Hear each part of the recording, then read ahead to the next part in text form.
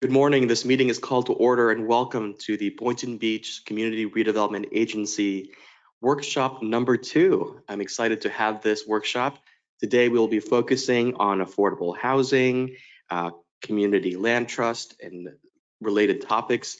I want to acknowledge we do have several special guests, but one in particular, the Honorable former Mayor of Delray Beach, Mr. Jeff Perlman. Thank you for being here. And thank you to our staff for organizing this and our morning pick-me-ups, the coffee, and I appreciate that. We're going to begin, as always, with just a few words from our Executive Director. Good morning, Mayor, Chair, Commissioners, and all of our esteemed guests. Thank you so much for being here. We are so, lucky just to have just the people, our guest speakers. They are the premier professionals in their profession.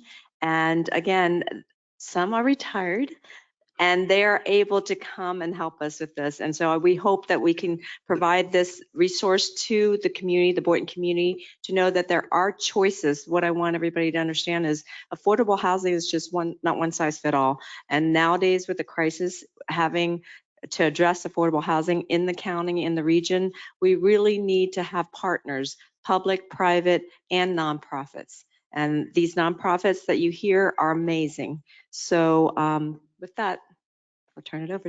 I could not agree with you more. And I just want to thank my colleagues, my fellow board members for being open and constructive to these workshops. We can never go wrong by educating ourselves more and learning what local resources we have. Let's proceed to the invocation and the Pledge of Allegiance. Let's all stand for the invocation and pledge. Heavenly Father, we thank you for this day. We thank you for the gift of learning and knowledge. And we ask that you guide us in this journey to redevelop and to enhance our communities. Thank you for the people you have brought into our lives and for our wonderful staff members. May we be blessed with wisdom, kindness, and foresight as we work together in this journey. Amen. I pledge allegiance to the flag of the United States of America and to the republic for which it stands, one nation, under God, indivisible, with liberty and justice for all. Let's begin the roll call, please. Chair Pensurga. I am present. Vice Chair Angela Cruz. Absent. Woodrow Hay. Absent. Thomas Turkin. Here. Attending virtually. Amy Kelly. Here. Present. So we have 2 physical in the chambers and we have 1 attending virtually. That is correct. And to our knowledge, the other board members are on their way. Great, thank you. Moving on to agenda approval. Are there any additions, deletions, or corrections to the agenda? I have none for myself, staff, or any board members. Seeing none, we have a motion to approve the agenda as presented. So move. Second. We have a motion and a second. All those in favor say aye. Aye. All those opposed say no. The ayes have it. The agenda is approved as presented. So now we're going to get into the meat of today's workshop, beginning with item 6A, balancing CRA redevelopment needs. Jeff Perlman, former mayor of Delray Beach, and Diane Colonna, former Delray Beach CRA executive director. Thank you so much. Please approach the podium, and we look forward to your presentation. And did you want to introduce them? Oh, I mean, their bio is just so lengthy, but I'll just highlight some of the things that they have done. Jeff, again, has spent more than a decade being the mayor, actually involved in community development as well as city activities. He also has a background in municipal government, crime, business, and education. He founded his own publishing company and later sold it to the BRN Media Group, where he served as executive vice president before selling the company. He ran Delray Beach City Commission. He was in the Delray Beach City Commission in 2000, was elected with 81% of the vote. He was re-elected again in 2001. And through his tenure there, we've won All-American City Award twice, It's a really prestigious thing for the city. And then he, once again, during his tenure, he co-chaired the downtown master plan. So all the things you're seeing here is a result in the groundwork of Jeff and his colleagues at that time during the early 2000s. And also there's, I can go on and on. There's Parks Bond that he has ushered through and spearheaded. There's also a lot of, importantly, I personally can tell you, there's a race relations study circle that he initiated. We participated in that brought unity to the city. There's also many boards that he is a part of, which includes Delray Medical Center, Linda University, the Business Development Board of Palm Beach County, Tourist Development Board, the Chamber. So with that, I will turn that over to Jeff. And then I don't know if you guys are going to tag team on this. Yeah, So not to leave Diane again was my boss she ran the Delray CRA for 15 years. She was also the director of planning and zoning and a great friend. Both of them are. Through her tenure, you can see all the things that's happened that were the groundwork that was laid for the downtown area. They both have been able to attract the right workforce as well as the business investment, which is really needed in any town. She was also the senior redevelopment manager for RMA, which is the Redevelopment Management Associates. And then also prior to her retirement, she was vice president of the consulting firm Community Ventures, Inc. And again, both have had private, public, and have volunteered for nonprofits. So we've got a wealth of knowledge. And with that, I'll turn it over to Jeff. thanks, Twee. And thanks for the very kind introduction. And Mayor and Commissioners, it's a pleasure to be here this morning. And congratulations on just all the amazing things happening in Boynton Beach. This facility is mind-blowing. And I had an opportunity to take a tour probably about a year ago of the old school that was renovated and the library. And it's just, I think it's the nicest city hall I've been in. So congratulations on everything. And also congratulations on having to get to work with Twee, who I had a chance to work with when I was active in Delray. Tim was there as well. She's the best. You got really great opportunities here in Boynton.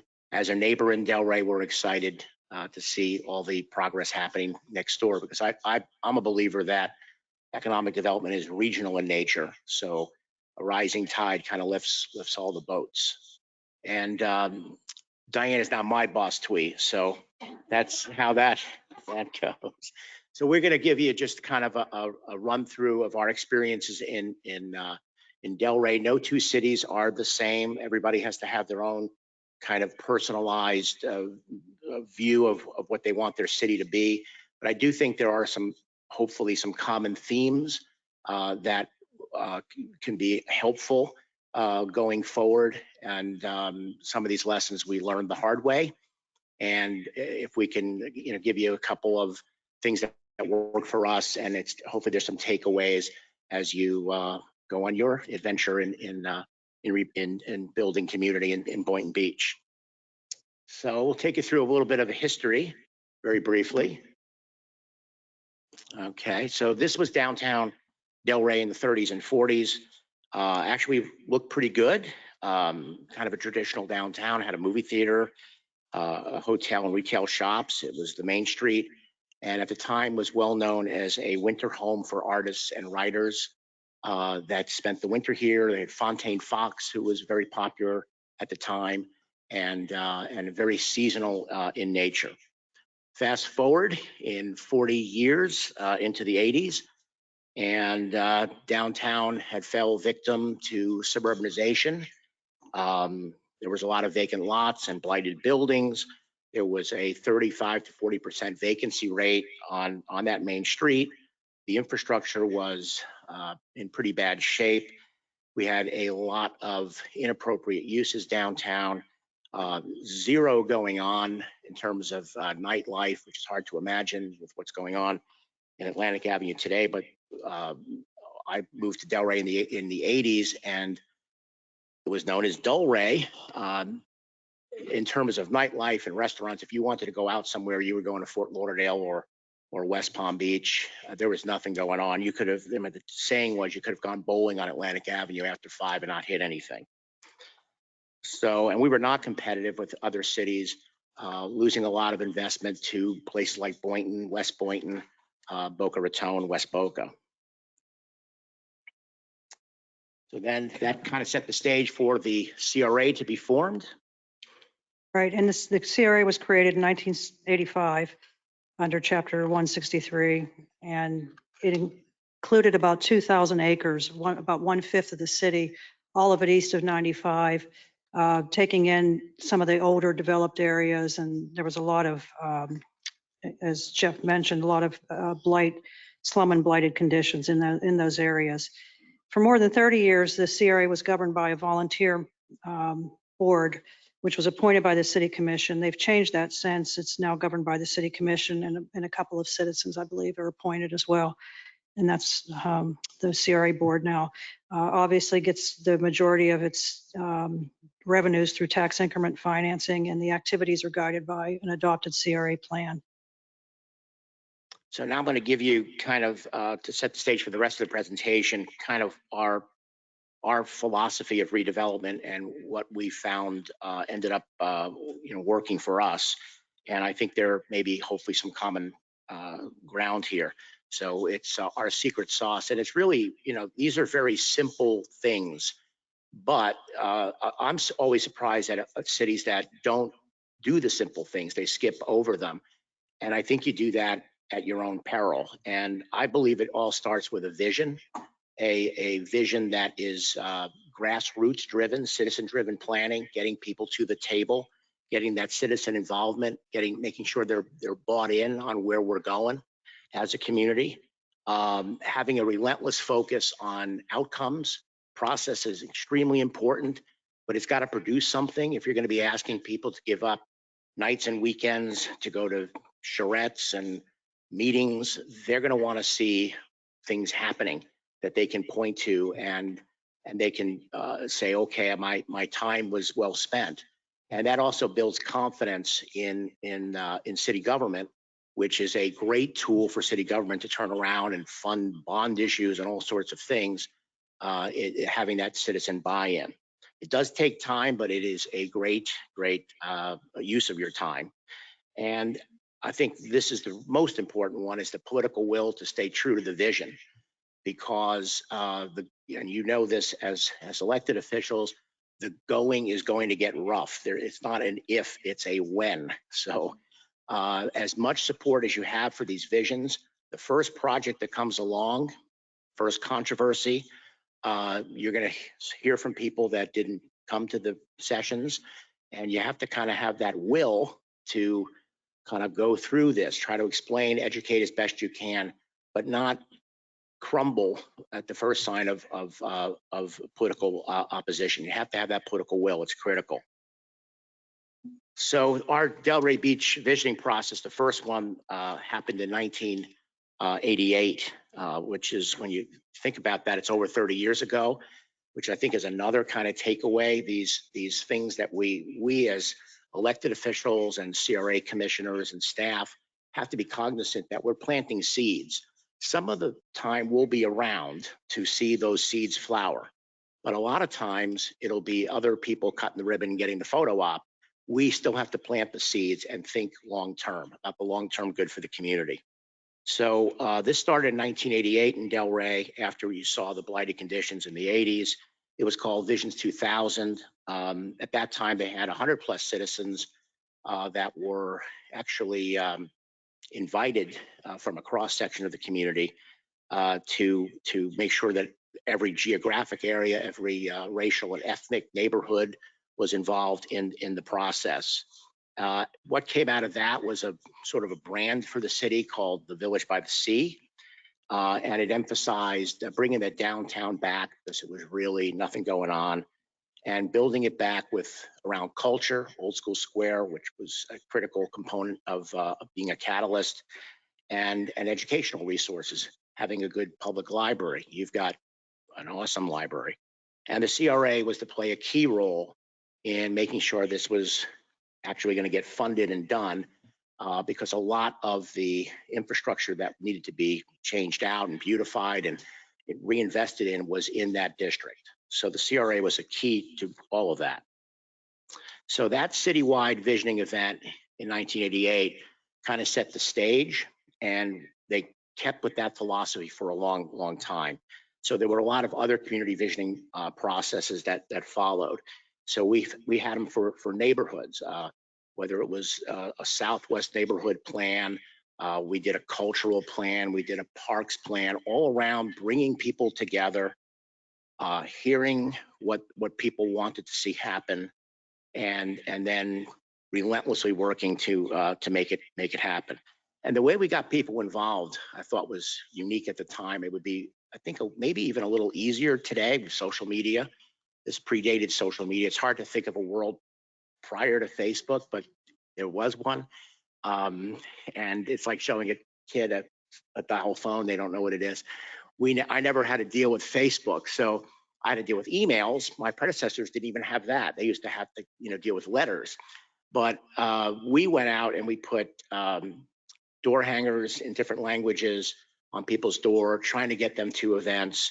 We got on the phone and called people. You need to be here. This is important. Neighborhood leaders. We had ads in movie theaters. Remember movie theaters?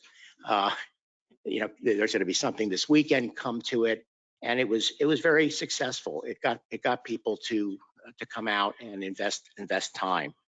So that vision again gives those cities a North Star to follow, and I thought it made my job much easier because if a project came forward, the first question was, does this fit into the community's vision?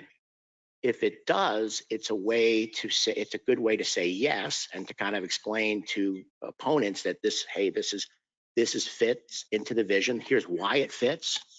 And if it doesn't fit, it's a chance to sit down with the developer and say, here's why it doesn't fit. We'd like you to change it. Or an elegant way to say, sorry, it doesn't fit. So, not here. So I thought it was a really helpful way to be an elected official. As I mentioned before, that community participation is time consuming. It can be messy, but I would argue that it's more efficient if you look at the big picture, and it's critical. So we're going to show you a couple projects that have a common theme. They were born from a visioning process. Many were opposed by people who unfortunately missed the door hangers, articles in the newspaper, and ads in the movie theaters. And we had the political will to get it done anyway, because we knew we had strong support from the broader community, who unfortunately sometimes don't turn out. You hear from people that don't want things. I wish there was a world where people would come out and tell you they really wanted stuff, but they kind of entrust you to do that job. So we think that most people like the finished product. Not everybody liked it, but Delray really came a long way. And we took that holistic approach to community building, always thinking about that North Star. That was always something that we talked about front and center. Staff was aligned with the elected officials, community leaders were aligned. We were going for our dreams. So first major project happened as a result of that earlier visioning in '88. That's the street beautification. We need that. Oh.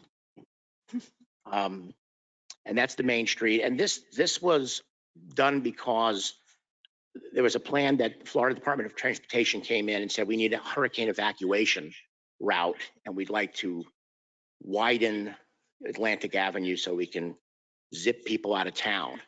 Had that happened, we would not have had Atlantic Avenue as we know it today. We would have had a efficient way to get people fast through town and not a pedestrian-oriented downtown. So the retailers and restaurateurs that were downtown, not too many of them, objected strenuously. The mayor at the time, Doak Campbell, formed an Atlantic Avenue task force to give an alternative to FDOT. And the city did come up with solutions to safely remove people in the event of an emergency. But they also, and I think critically, took over maintenance of a 5-block area which was a financial commitment to maintain that infrastructure, but it also gave them control over that, an ability to beautify it and personalize it to what we wanted to see happen instead of having FDOT coming in and doing a cookie cutter plan. So here's some before and after. Some of these may or may not look familiar if those of us have been around. That was Sal's Sporting Goods on the left. And this is the... These pictures are a bit old, but Yeah. this is what it would look like right after the beautification was done.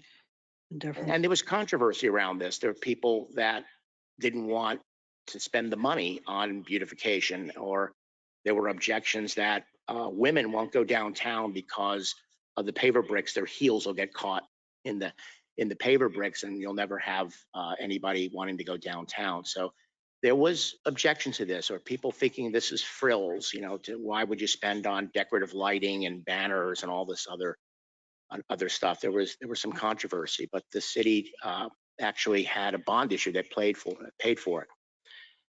In 2001, this is a year after I got elected, we did a downtown master plan.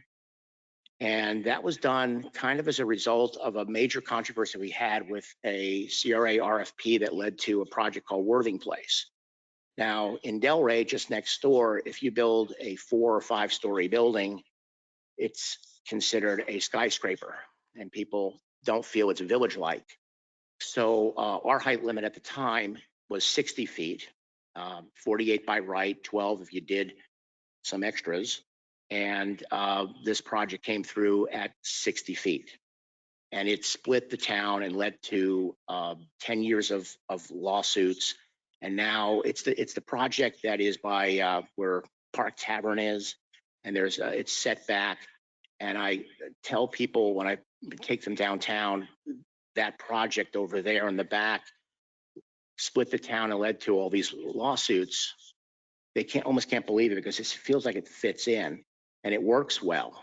But it created such a controversy that the commission I was on said, you know what, we have to go back to the old formula, bring everybody back to the table, come up with a vision for the downtown where hopefully, and this was a little naive thinking on our behalf, we won't have these kind of divisions going forward. Let's bring everybody together and see if we can come up with how we want our downtown to look and feel. So the downtown master plan, I think, did a lot of groundbreaking things. And I think the most groundbreaking was that we expanded our view of the downtown from I-95 to the beach. Historically, people thought of the downtown from Swinton to the beach. We went to 95, and that means beautifying out to 95 with the paver bricks and the landscaping and public plazas, and really trying to make it one unified downtown. So that was kind of the groundbreaking idea at the time. I'm going to turn over the next. This was a near-death experience, but let Diane talk about it.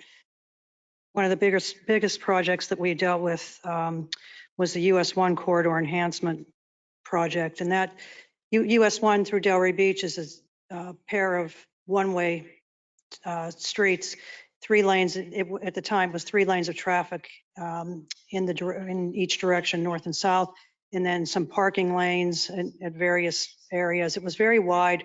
People sped, even though the speed limit was 35, people routinely did 50, 55, 60, and which was fine when the downtown was dead. But when we had all these pedestrians coming and all this nightlife, it was creating a really dangerous situation. So the idea was to do some beautification, do things to slow the traffic down.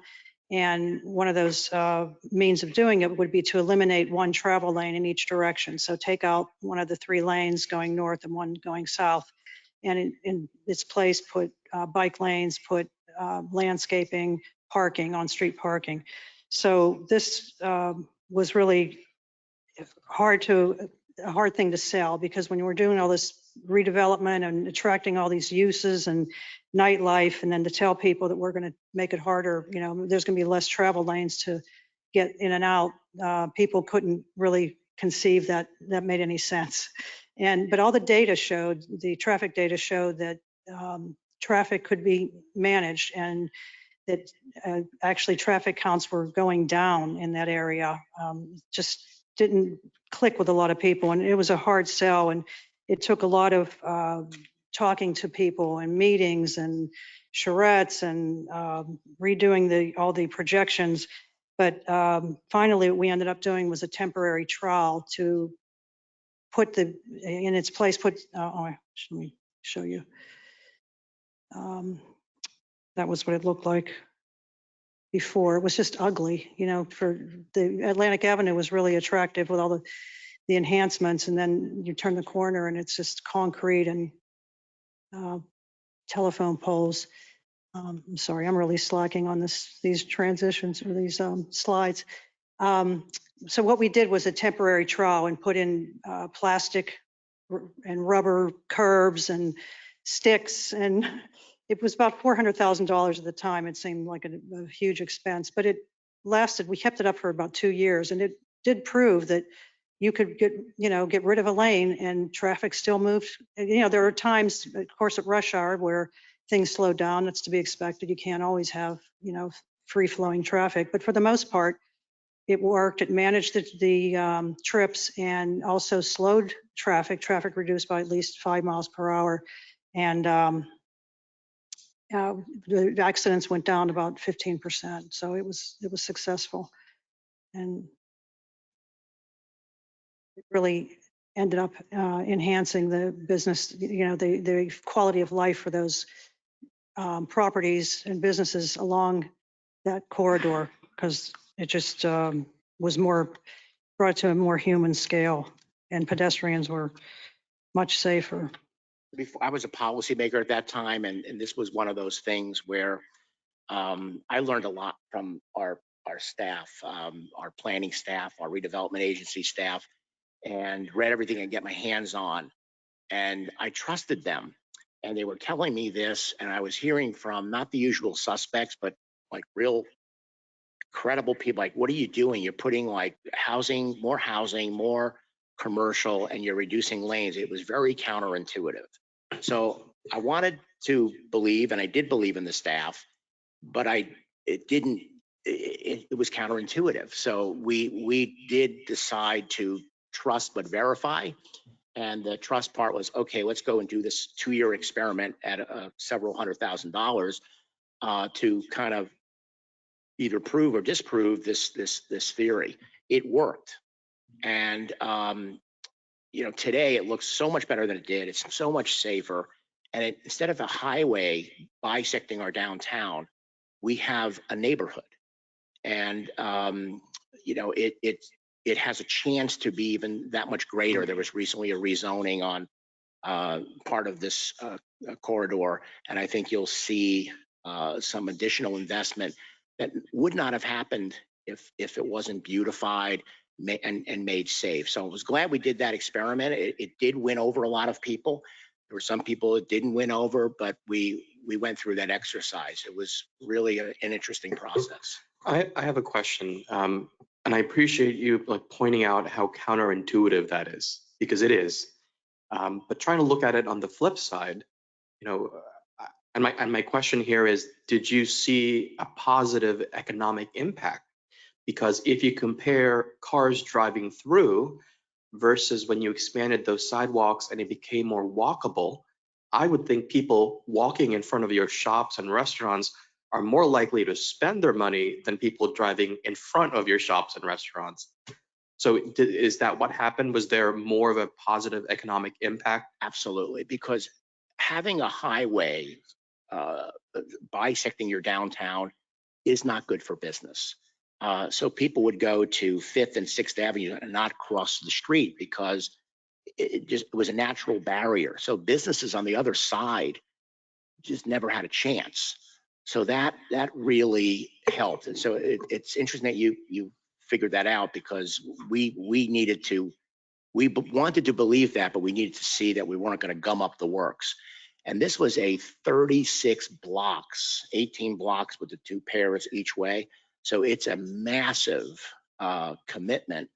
a big leap to make. It was a big deal. And I think it's worked, and it is safer. It's much more pedestrian friendly, and it gave those businesses a chance. But we had an Ace Hardware located on southbound Federal Highway, just south of Atlantic, and they had a petition going to stop the project. And we could never convince them that this is going to be good for your business. People, traffic is going to go slower through there. Your business will look a lot better with the landscaping on the side, but they could never. I think they, realized afterwards it didn't impact them negatively for sure, but we always thought that was kind of an irony that they were going to benefit, but they were opposed to it. Because again, it's hard for people to see it. If they haven't seen it before, it's hard for them to believe that it could be possible. I want to talk about affordable housing. I know that's a major issue in redevelopment.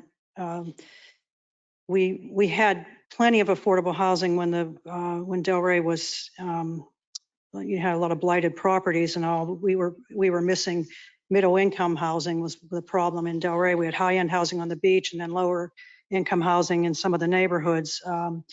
So a lot of the redevelopment was geared towards bringing up property values, but then that can get out of hand and creates an issue for long term for people being able to remain in the city and remain in the downtown area. And as part of the downtown master plan process, we've had subcommittees working on different projects, and one was looking at development without displacement. Very controversial issue, very hot button with people, because a lot of fear there are always, there are winners and losers in redevelopment, and renters often lose. People with, lower incomes often lose because they get priced out of the area. So we were looking at ways that we could have long-term affordable housing and still have redevelopment. It's very difficult to balance. We worked with the Joint Center at FAU, and the committee oversaw a lot of studies into different programs around the state and around the country that dealt with affordability.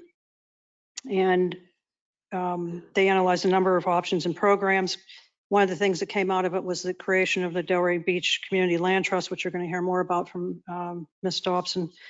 But that was a very new idea at the time. We were a little overwhelmed by the thought of creating this whole new program. And was it okay to have it so the land stays out of the picture? Through the Community Land Trust, the land remains in the trust, and what you sell is the house with a 98-year lease or 99-year lease. But it limits the amount of market increase that the house, when it gets resold, there's a formula that tells how much you can sell it for. So there were some things about it that were intriguing, and other things we weren't so sure, but we went forward on that. It seemed to have the most support from the community that was involved. The CRA acquired and renovated several multifamily buildings. There were opportunities. Prices were going up, but when the 2008 crash hit, we had an opportunity again to buy a lot of buildings, smaller apartment buildings, probably in the 10 to 12 units, 20 units, 25 units, those types of things. But these were opportunities to control, manage the pricing of these units for the long term. If you own the property, then you don't have to worry about the landlord raising your rents. So we took those opportunities. When the TIF was going up, we were able to buy more properties. And we worked with the city on a workforce housing ordinance, looking at ways to create incentives for developers to include affordable housing and create new units, so that if they're coming in and they want to build more, more apartments, and they want to be market rate, well, if they did certain things, set aside certain units or contributed to a fund to create affordable housing, then they were able to get that extra density. So we looked at a range of different things and implemented. Some work better than others. You have to just keep going back and tweaking the ordinances, and look at, just keep looking at different ways of dealing with this because it's a continual issue. And I just wanted to say too, our committee was development without displacement, but people had such a fear about it that there was a rumor going around that the CRA had a displacement committee, that we were looking at ways to displace people. It's like the exact opposite of what we were trying to do, but that's how these things go. Anyhow, I'm just forgetting to press these buttons. Sorry if anybody's The watching. latter practice. Yeah. So these are some of the projects. Yeah, we took an old hotel, the La France Hotel, that was a place back in the day where, the only place where minorities could stay, could have a hotel. And we turned that around into affordable senior housing, and it's managed by the Housing Authority. We also have the buildings that we had purchased and renovated. We had them managed by the CLT and the Housing Authority, which was a way to give them revenues to operate as well.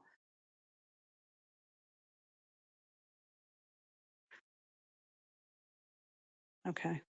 One of the other outcomes of that master plan, and I had referenced earlier, the desire to expand to 95, the downtown, into what had been a historic African-American community with a real dividing line at Swinton.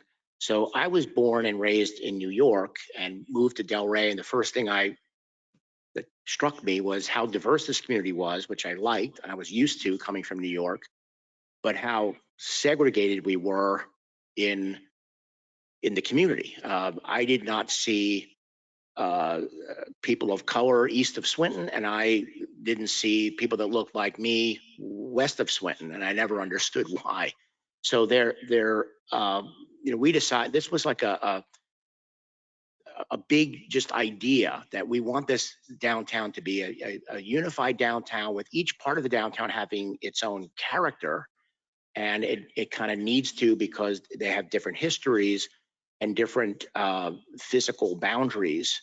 But we need to be think about it as one downtown. And when I talked about holistic, we actually got a grant from the MacArthur Foundation, and Twee had referenced it earlier. It led to doing a deep dive into race relations in the city of Delray and study circles, and really kind of getting people together, a common theme to talk about, what is it like to be in Delray? How do we get to be a more unified community? And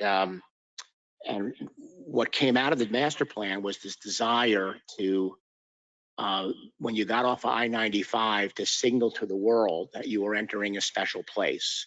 So we came up with the idea of a gateway feature. We contracted with an artist who worked with a community committee to create an entrance feature that kind of honored the history of Delray Beach, of that community. So I thought it came out good. It's one of those things where, public art's in the eye of the beholder. People look at it and say, I love it. People look at it and say, ugh. It's you get a kind of not much in between. But it was important message. You've entered a special place, and we're all one downtown. I just wanted to talk a minute about our CRA property acquisition and going through the RFP process, because this is a way to certainly to. Can I ask a quick question before you proceed in that slide? Regarding the gateway feature, that art that you just showed us, was that CRA funded or was that city funded? CRA for that. Yeah. Thank you. Okay, in the property acquisition and RFP process is important, because this is one way certainly to implement your goals. Your plan is by acquiring property and saying what you want done with this property and how you want it developed, and you have the most control you could have. Just the importance of providing an opportunity for public input at the beginning of the process. People want to have a say in how the property some people will consider it their property because it's public property, it's owned by the public. They want to have a say in how it's developed, how it's going to affect their community. So get as much consensus as you can on the desired uses early in the process. and try to balance the community objectives with market realities, because people will, want some things that you just know the market studies are showing are just not going to be successful. And you either have to decide you're going to subsidize it and give people what, exactly what they want, or try to mitigate their desires and try to get balance those objectives with, again, the realities, and get a use that maybe isn't everything they want, but provides something that will be acceptable and desired. Make sure the RFP is really clear regarding expectations and the ranking criteria. This, I think a lot of times, I know I had an experience in Margate. I was the CRA director there for a while, and before I went, they had a consultant do a lot of renderings of uses. The city had 36 acres to develop. The CRA had huge tract of land, and they had a consultant come in and do some designs and renderings, and it showed like maybe 6-story buildings, and not terribly high, or 8-story, but after they went through the process and the developers submitted those renderings in accordance with what they had seen from the consultant, the board said that really wasn't what we wanted, and the community said not exactly what we wanted. So it just, it's really important in the outcome to, at the beginning, to get your expectations clear and the ranking criteria clear. Then evaluate those proposals that you receive in terms of the stated criteria. This selection process really should be fair and transparent, and so that you have the best chance of getting what you want and what will be a successful use. Especially, it's an opportunity to get affordable housing always, if you can, with your RFPs, depending on the property. So we'll leave you with a couple of hopefully some takeaways and some other thoughts, and then obviously any questions you have. Really enjoyed being able to kind of come up and talk to you this morning. I think the first thing is that you should have a strategy for implementing that vision. And we did this incredible charrette for the downtown master plan that had a record at the time for, we used Treasure Coast Regional Planning Council, and they said that nobody had ever seen a crowd this size. I think we had 500 plus people, and I was feeling really good about it. And we were at the end of this thing, and we were coming out with a lot of people excited. And the consultant came over and she said, you're at the height of the excitement today. Tomorrow it's going to go down a little bit every day, because this was the peak and everybody is excited. So my takeaway from that is we better get busy getting these things done. So the first thing we did was form an implementation committee to prioritize all the ideas in the master plan, and then align our budgets, both the city budget and the CRA budget, assign each agency in the city, this is your responsibility, this is your lane, we're here to help, but this is your responsibility, and let's keep track of how these things are progressing. If you run into trouble, let us know so we can figure these things out together. We got to get some things done right away to keep the confidence of the community, to keep the excitement building. And we tried to put some wins on the board right away that we then went out and really celebrated. We had a party for every project. We had press for every project, and it really paid off. People were seeing, I'm driving around, and I spent that Saturday with you guys, and now I'm seeing, the idea from my table and the drawing we made is actually, getting built. It's a wonderful, gratifying feeling for an elected official to hear that kind of feedback. And that's political capital that you can draw on for future projects. So that community visioning really establishes that blueprint, and it builds that support. And I don't know how people do it without it. I think they get in trouble if they don't. That's what I've seen. So you're spending that time up front, but it pays dividends for years later. And also builds relationships. You get to know the community. You get to know who, what the sensitivities are. It just makes you a much more effective elected official to have that understanding of your own city. The big financial incentives, I mean, Diane can talk better about the CRA budget really went from nothing to a lot. But we didn't have in the early years a big TIF to throw at developers.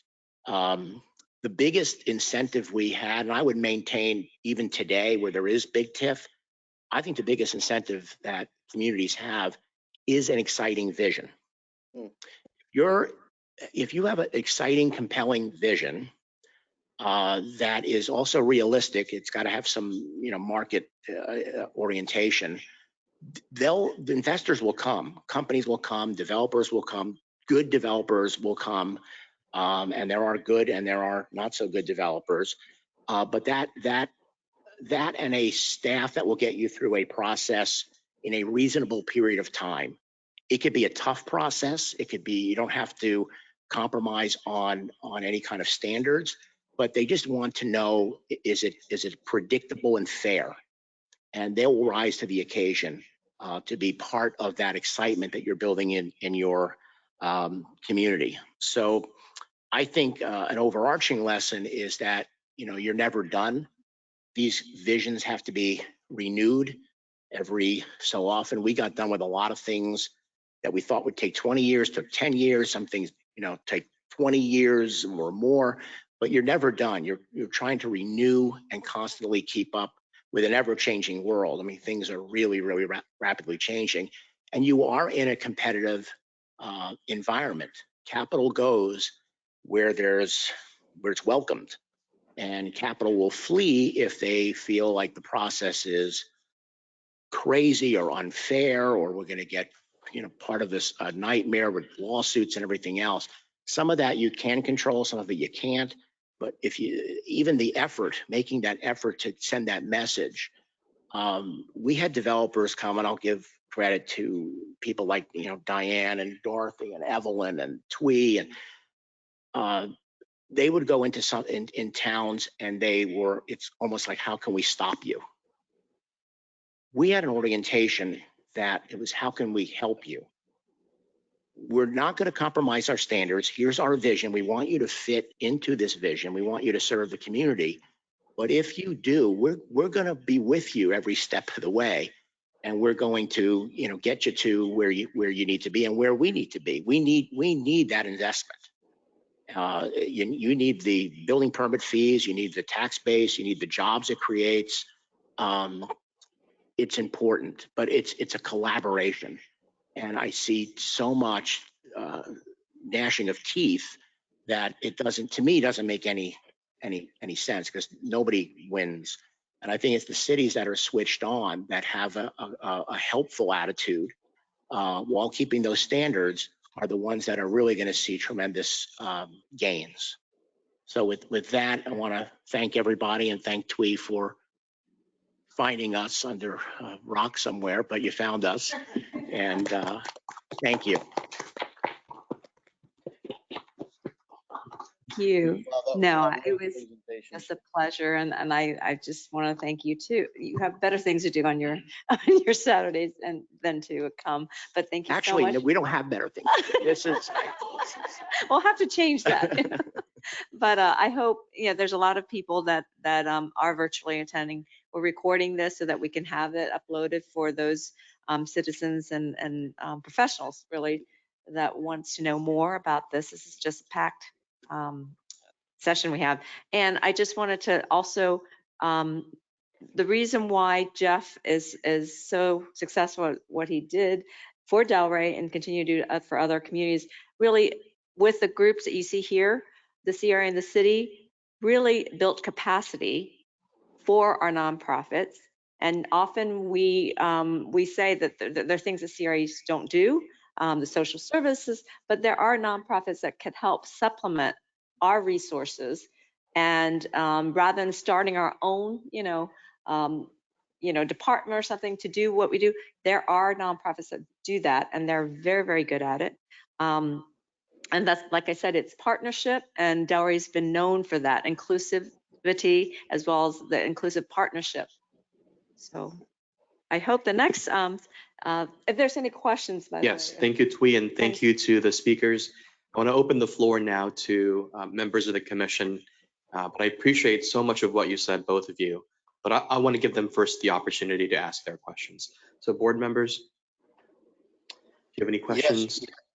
Go ahead, Commissioner. Can you guys hear me all right? Yes. Okay, great.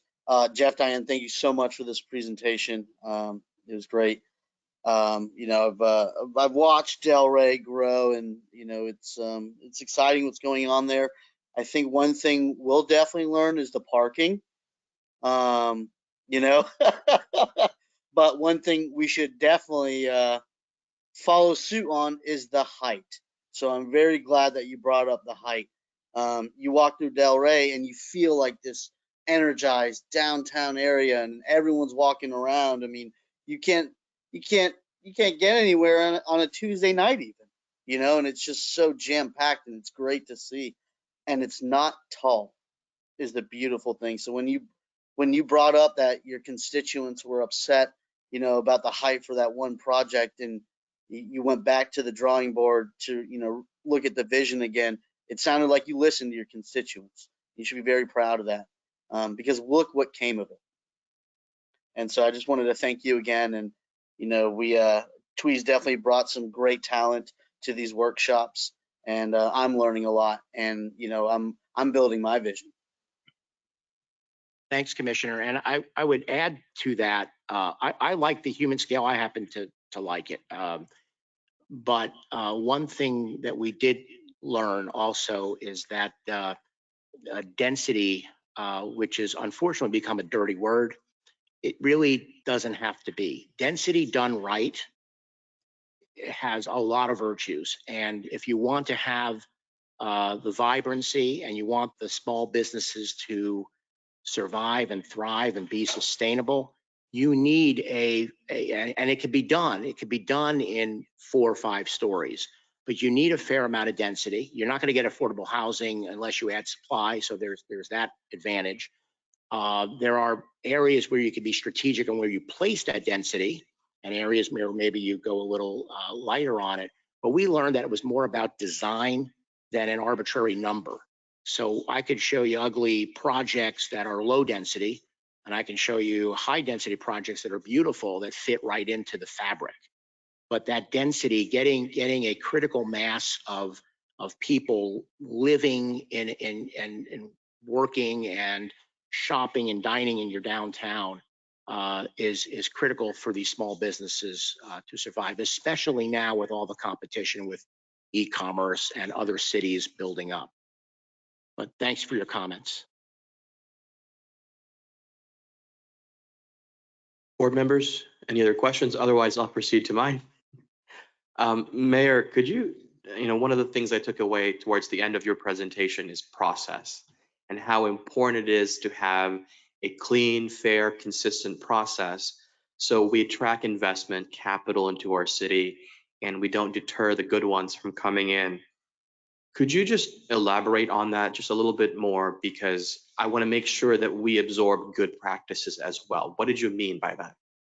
Well, Mayor, it means that if an applicant comes in, there's an established order of things that you're going to be assigned to a specific planner, that hopefully there's some cross-departmental communication so that the right players are involved in the shaping of the project from the beginning. Because one of the problems that I see happen is nobody hears anything until the end, and all the money has been spent on architectural designs, and then the developer either has to walk or create a fight to get through. I don't think that serves anybody. So I think having that dialogue in the beginning, cross-departmental, so that the developers can understand the local sensibilities, the local sensitivities. This is what we like here. This is what we don't like here. Let's work with you. And having a clear, we're going to take you from here to this board, and you get through in whatever the time frame is, and that time frame should be reasonable, in my opinion, without cutting corners. So there's a little bit of art to this, and a little bit of science. but there are cities, and I won't name them, but I think we can surmise where I can't even tell you when you'll get through, because it seems like it's being made up. You know, you think you're through and then you get 20 more comments, or you think you're through and you got to go through 3 more boards. And these processes are 2 years long, and market conditions change, interest rates change, materials cost changes, and you end up losing investment. And the city loses too. They're not cashing that building permit check, and they're not getting the ratables or creating the jobs and the vibrancy. So I think having just that smooth development process, again, without cutting corners, is invaluable. And you'll attract investment just because no one else is doing that. And from the outside looking in, Boynton has a good reputation, and it enjoys a good reputation in that regard. Some other cities a little more difficult. Thank you. You know, businesses need some degree of certainty for them to continue their investment. I Absolutely. appreciate that. You also touched on the workforce housing ordinance. Could you tell us how Delray has handled workforce housing over time, and what are some good ideas that you've seen that they've implemented? Well, I think, you know, when there was a density bonuses make some sense, because you know, it's a supply and demand thing where you're not going to get affordability if you're going to constrain supply. So I think there are some things that work. I'm a fan of the land trust model. I think it's a good tool. It was never meant to be the tool. It was a tool in the toolbox, and I think it's worked well in some of the most beautiful homes. And you'll hear from Ms. Dobson, are land trust homes, that opportunities that families never would have had, they have them now, and it's really gratifying to see that. But this is an ongoing issue, and it's getting tougher and tougher and tougher. Land prices are insane. This is not news. The cost of an acre of land in downtown Delray right now is $6 million. It's hard to make it pencil at this point, where we are asking for 20% affordable units, and you're constricting density and height, which is important. I don't know where you're going to get the outcomes. So my critical hat on that is, you have an ordinance in place, but you're not going to produce too many units. And it should be about outcomes at some point. It shouldn't be, I checked the box, I got a policy on that. It should be actually serving families. And so I don't know, I don't have the solution, but I think the way to get to a better place would be to bring the people trying to create product in to work with your staff and your elected officials to just, you know, open up, be honest and say, you know, here's the math. Can we work together on making this happen? Because we're not going to get units if we don't. You have to be flexible, and the ordinances have to be reevaluated frequently. We originally started with the idea that the affordable housing would be required to be in the project. So whatever you were building, you had to have those affordable units in the building. Over time, we realized that really wasn't practical, and so we allowed people to develop sites off the main project and develop the housing elsewhere. And then even that was difficult, so we ended up with another option of being able to contribute to a fund that the housing could be developed later on down the road, and it could be either CLT housing or other housing. So it's important to keep looking at those ordinances and be flexible and just be creative. And someone has a whole different idea, there should be a way of, you know, approving that if it would work at achieving your objectives. So from the mayor, I heard 2 key takeaways. There's one option is the community land trust. The other option is a density bonus, and we need to be flexible with the ordinance because it's about the outcomes. And we have constraints, how much land we have, the value. I understood that. And Diane, you segued right into my follow-up question was, as it relates to this, I was going to ask you, what is Delray's experience with payment in lieu? Does that work, and how effective is it? Because you had mentioned that, sometimes you can do the affordable or workforce units on site. Sometimes you can. It's more practical to do another site. Is that some sort of credit that they build up? How does that work? And then how is that, turned off for Delray? And then do they switch over to a payment in lieu? And how do you calculate that? I have so many questions about affordable housing, workforce housing, and what are the various options? Because I agree with what the mayor said, in terms of my philosophy. We could think about set ordinance, set policy, but what I really care about at the end of the day is outcomes. So however we get there, as long as we get there. So could you speak to, how Delray's handled that, and was it successful? Was it not successful? I'm not sure. I've been out of the city for a while. I don't know the total number of units they've created through the ordinance, but I know there have been quite a few. And do you have one? Do you? Oh, okay. So I'm getting ahead of myself. So I we're going to will have say, I think it's the biggest challenge of our time. I mean, we all, we have kids coming back home after college because they can't afford to buy a home in our community. It's very hard for young families to get traction or get started somewhere, not only on buying a home, but renting. Rental units are, out of sight.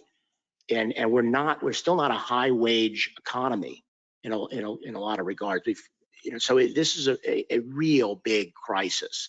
So I think it's a takeaway is I think we were making a dent, and then you get overwhelmed with market conditions and changes, and you realize you're never done, and you have to be even more innovative and look at these things and adjust them so that you can try to keep up. And I'm not even sure until things calm down whether that's even possible.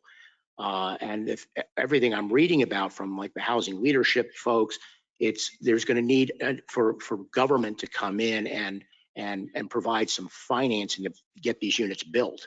The market is broken in this regard. It's hard to get there. It's hard to get there, and it's hard to tell somebody they have to pay $3,000 a month for rent, and they're making, right.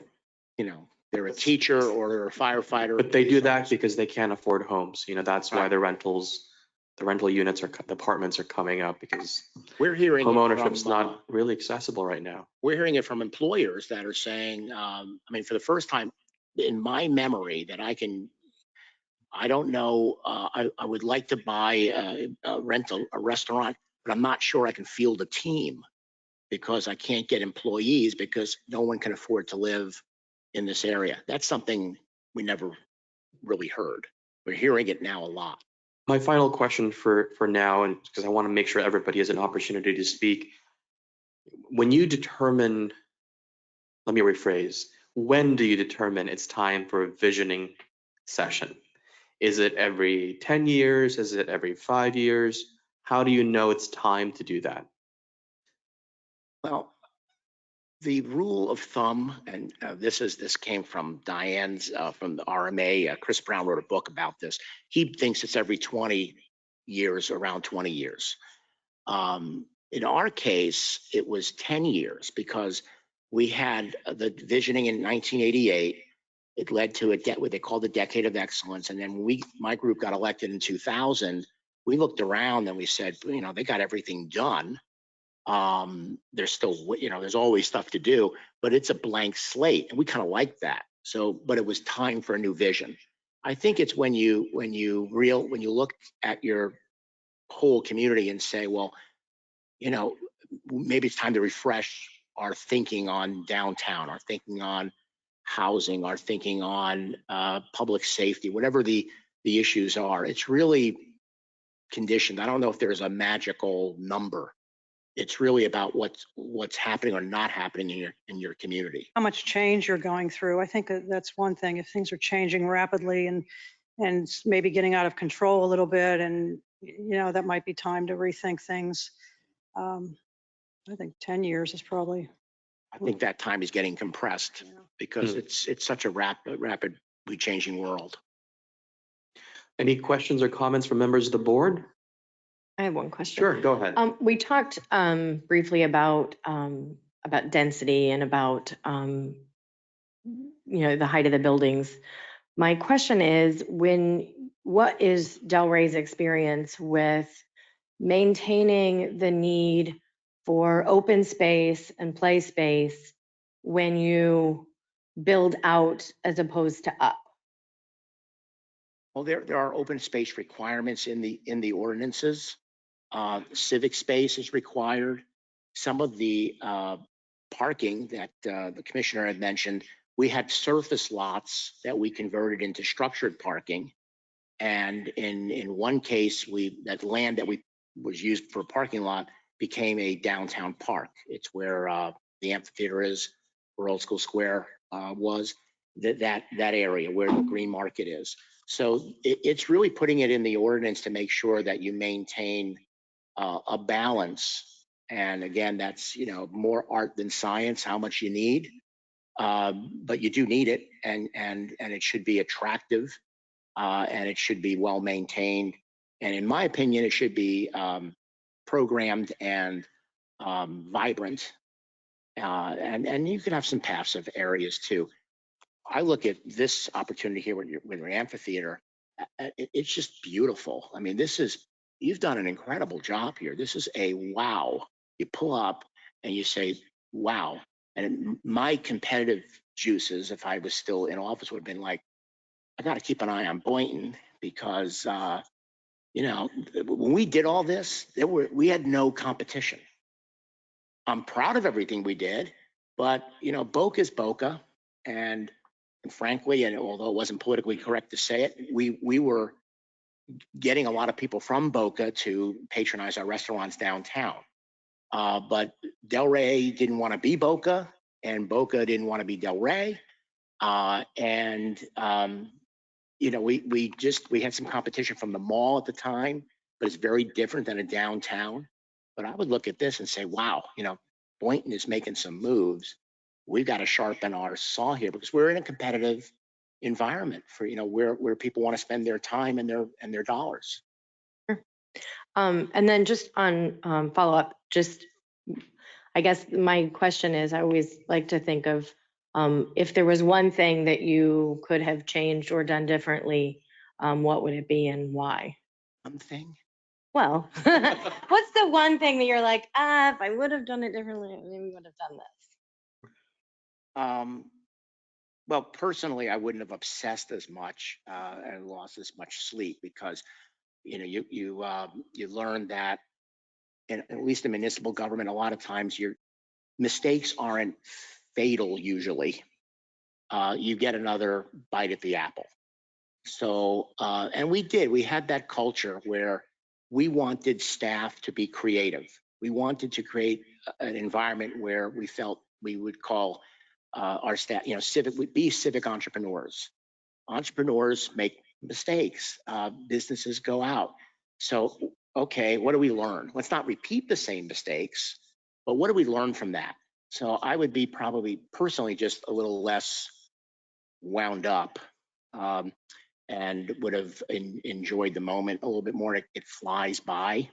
So I tell people and you don't know. I mean, I got 7 years. We have 6-year limits, but I got a half of an unexpired term. But you're only, at the time, it's only guaranteed 2 years at a time. So there was a sense of urgency and I couldn't really relax. I would have savored the moments a little bit more because it's really special opportunity to serve. I can think of one practical thing. I think we in the downtown would have required wider sidewalks. We only have, we had 5-foot sidewalks and then a 5-foot setback, and it's just not enough. We never would have predicted how many people were going to be down there. So that's one thing to think about, push your buildings back a little bit. We were so intent on having that urban look and having the buildings close to the street, but it really sacrificed a lot of comfort walking when people were walking. So. Right. Well, and I think now there's a lot of restaurants that you know, when you're on that main street, they, you know, they want to be on the main street. They want to have their restaurants there. They want to be on the sidewalk. They want to Outdoor bring their dining. restaurant outside. And Yeah. so I think we need to, if we, you know, in order to keep, you know, keep that in an open mind frame of what people, you know, what people want to do and where they want to be. Thank you so much. Question. Thank you. So I heard savor the moment, savor the experience, and wider sidewalks. So if I may just, This relationship works. So, if I could add on to the wider sidewalks comment, you know, we've all been to Clematis and we've been to other parts of West Palm, and one of the changes they made up there was they made some of their streets, I don't know what the exact word is, but it's no longer just a street. It is more like paved walk. Yep, that's the technical term, but in other words, they've set it up such that if restaurants wanted to put out tables in the middle of the street, it feels like the whole thing is one giant sidewalk. And the whole experience is more walkable. Our restaurants can put out their tables and have events. They can close off the whole block. They've got these, what are these, ballast ready to go. So that's, I get what you're saying about making them more walkable and how important that is to drive economic activity. Because quite frankly, when we were talking about this earlier, you know, I walk down our Ocean Avenue, I make it to Hurricane Alley or Pio Pio, and I want to go to Sushi Joe and to the other side, to the marina, but there are a lot of times, you know, that traffic doesn't really make me want to cross over, you know, unless I drive over. That's kind of the alternative. But I appreciate you mentioning that because walkability, complete streets is so important for our businesses, but also quality of life. We want to be able to easily get to places and not have to stress about where do we park, where do we do this, and all of that. So thank you. Any other final Favor questions? the sidewalks. Savor the sidewalks. And I know Delray has that, what do you call your event? Save the avenue. Favor the avenue. Savor the avenue, right? I mean, we should think about that. Like it. Thank you. Thank you guys so much for coming, and Our next presentation is statewide and local affordable housing initiatives. Suzanne Cabrera, President and CEO of the Housing Leadership Council. Does this work over here, Twee? Yeah, both. of them. Oh, okay. Yeah. So, Might be easier for you to see the screen, that's that side. so just a quick, once again, Suzanne has a extensive experience, but a little fact is she didn't really go to school for this. Her background is a dual major in biology and chemistry from St. Lawrence, and but she is presently, Suzanne Cabrera is presently the president and CEO of the Housing Leadership Council for Palm Beach County, and it's a nonprofit who which is founded in 2006, who advocates for affordable and attainable. And you'll hear these buzzwords, attainable, affordable, what are those? And there are different ways in which to accomplish this, but Suzanne has done so many things, has been involved with so many groups, forming them, being leaders in a leader in them, as well as funding, getting funding, private, nonprofit, municipal. She is so successful in getting groups together to advocate for affordable housing. Oh, sorry. My laptop just came to life. Again, she's had over 30 years of experience in the field. She also served as executive director of the Lord's Place, for those of you who knows, are familiar with the Lord's Place. And she also serves as the Palm Beach County Affordable Housing past chair of the Commission for Affordable Housing, as well as the West Palm Beach Collaborative, the Homeless Advisory Board, and Housing Advocacy. I can go on. But the major thing that I'd like Suzanne to bring to us is really, and she'll touch base on the state's effort, the county's effort. There's talks about a bond going on. The county has done, Mayor, what you had asked about the inclusionary zoning. The thought is you should have all different kinds of salary income category in one development. That sometimes don't work for the private sector.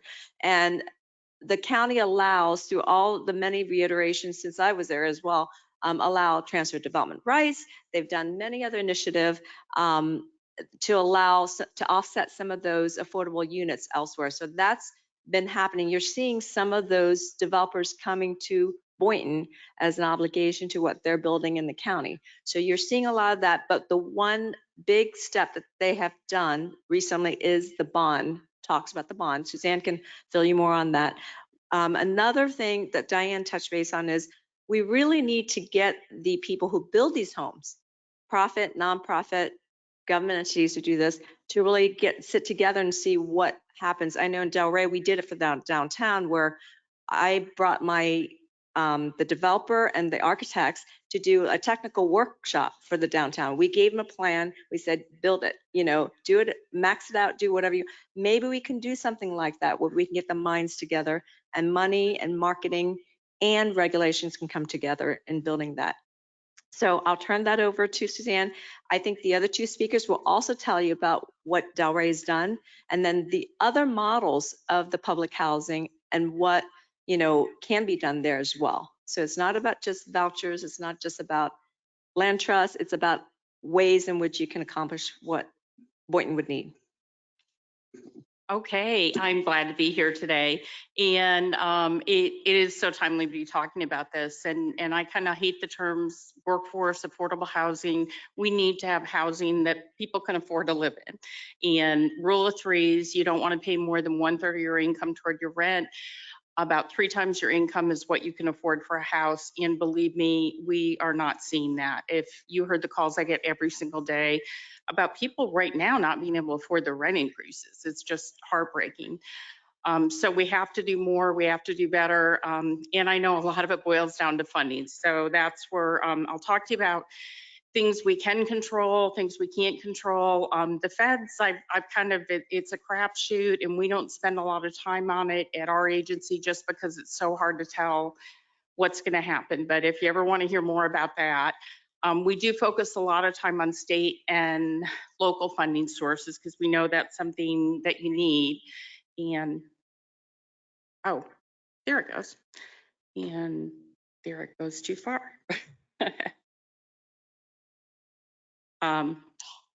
I'm sorry, just I'll leave it. I've been in housing a long time, and actually was around when the State Housing Trust Fund for Florida was created. It was named after Sadowski. I'm having a blank on his first name, but it probably was one of the most brilliant programs I've ever heard of. And we were the envy of a lot of other states for this. And basically the deal was, in the state of Florida, they approved doc stamps on all real estate transactions. And this money would go into a state housing trust fund to work on affordable workforce housing. And the system was so brilliant because when the market was hopping like it is now and a lot of transactions were occurring, those funds would go way up. And we'd have more money to work on housing and really accomplish what we need to do. And you're going to hear why I love SHIP funds so much and state housing trust funds, because they have so much local control. But unfortunately, they saw the revenues climbing in this, and we didn't even know you could do this with the state housing trust fund. But the legislator just started taking money out. We were like, can they do this? And we found out, yeah, they can do this. And that's something that became a trend in the mid 2000s to balance the budget. Even when they didn't need to balance the budget, they just kept going into that piggy bank. And we figure part of the reason is the folks that really need these funds don't have a good lobby, a good voice. They're all working hard at 2 and sometimes 3 jobs to just pay their housing costs. So we've tried to really work on that and try to be a voice. But they have swept in the state over $2 billion out of that fund. I kind of wonder if we'd even have the crisis we did if we had that $2 billion back. And, for you all, it's a good source of funding too. And one reason you'll hear why I love these funds so much is because 70% of the fund goes back to local counties and municipal entitlement jurisdictions. And you guys are a municipal entitlement jurisdiction. And this is the part I really like, is the funds are spent according to your local affordable housing plan, your LHAP. And that's something that you guys can decide locally where those funds are spent. If you have more elderly folks in your area, you can spend it there. If you need rehab, if you need gap financing. And they have, there's a local committee that works on this and updates the plan frequently. And you can use these funds for homelessness to moderate income individuals. It can be used at the front end for subsidy. It can be used at the back end to provide home buyer subsidy. They're just really flexible funds, and something that I've always thought was really important and something that we need to really work on. But then I've learned about working with the legislature. It's just been unbelievable. We thought last year we had a really tough time with this, and at the end, in the beginning, the governor recommended full funding. We thought everybody was on board, and then last minute, the president of the Senate and the Speaker of the House came together and said, "We got a whole new plan for Sidewalks. We're going to take half the money out and put it toward important things." That's what I hate when they do this. For sustainability and for septic to sewer. But we will guarantee you half those funds. You will always get half of whatever funds are collected. And we were like, okay, we're not happy about this, but we won't have to fight so hard every year. We know that that's going to be in the budget every year. So this year we went up and everything was the budget. We were ready for a year of full half funding, which is more than we ever got in the past. So we were appreciative. But at the last minute, they pulled $100 million out for a special project called Hometown Heroes, which down payment assistance program. And, I'm all for Hometown Heroes. I'm all for down payment assistance programs, but we designed this money so you locally could decide what your priorities are. If you want to use it on down payment assistance, fine. And strangely enough, the enabling legislation never passed.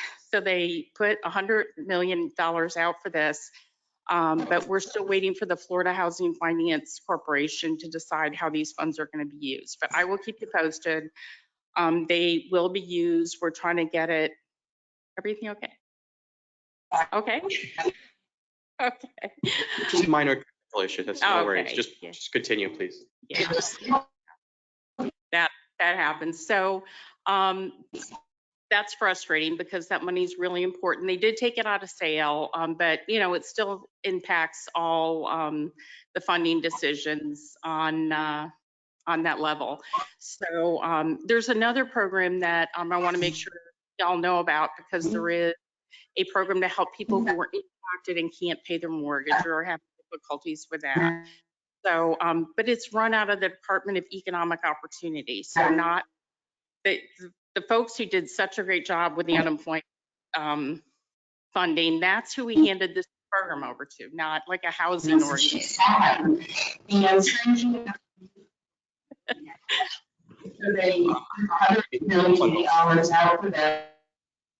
Let's try to fix these technical issues first. Board member Turkish, microphone muted? Or is that somewhere else? Technology.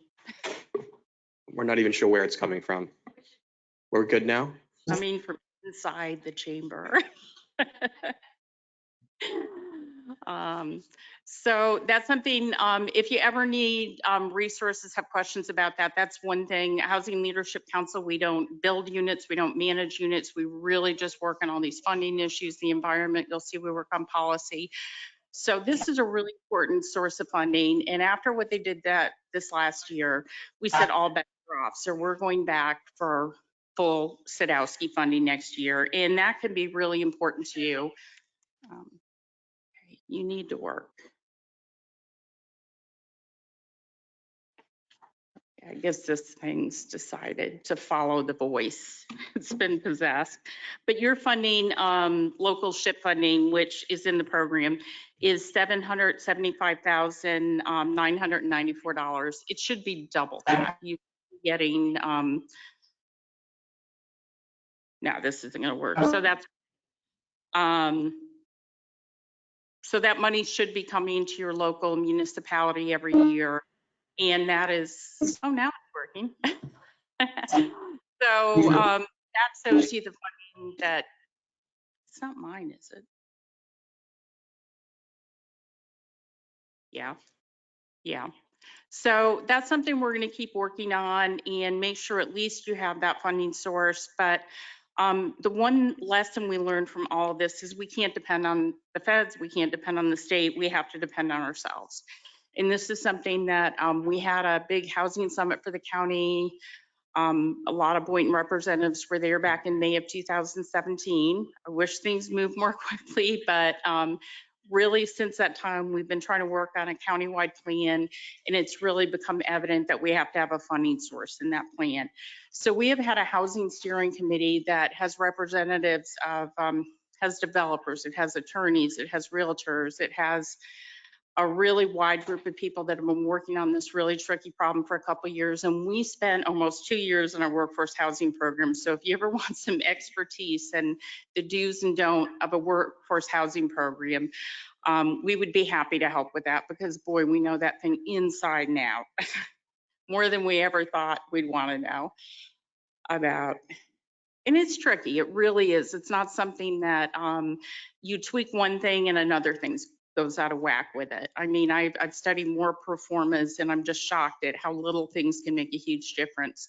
The other thing we did was do a Palm Beach County housing needs assessment. The Housing Leadership Council worked with FIU, and if you have this presentation, you can click on the link and see the needs assessment. I'm glad to send Twee our PowerPoints on that, which I call the executive summary version of it. But a couple things really came out, and one was that we're missing 20,000 units in the county. We just didn't keep up. We looked over the past, actually 9 years, from 2000 to 2010 to 2019, and the number of people we had coming in and the number of building permits, and we just did not keep pace that whole time. So a lot of reason we're having those higher rent supply and demand issues is we are missing a lot of housing, and that's at all levels. And the other thing we found in the study is a huge mismatch. Even if we had the right number of units, they're not priced for the people in a way that people can afford them. So this was something where at least we could set some benchmarks and kind of see where we were on it. But I won't spend too much time on that, because I think we all know there's a problem. Hopefully you have to be living under a rock not to know there's an affordable housing program. But we did work through this plan now that we had the assessment done. And the plan consists of 4 major parts. And we did a lot of what you're doing now, like education for the whole group. And really, we looked all over the country for the best plans, the best ideas. We visited some places. We really had put a lot of time and effort into seeing what would work for our community. And of course, funding and financing always comes to the top. You can have all the best ideas in the world, but if you don't have money to do it, you're going to have a hard time. Planning and regulatory reform, very important. And I can't stress enough, you want that welcoming atmosphere. There are some places, I have developers call me from all over the country because they don't know where to start in Palm Beach County. And that's really important, because each municipality and the county will give you a unique experience. And you really want to build that reputation that I'm a good player to work with. I'll do what I say I'll do.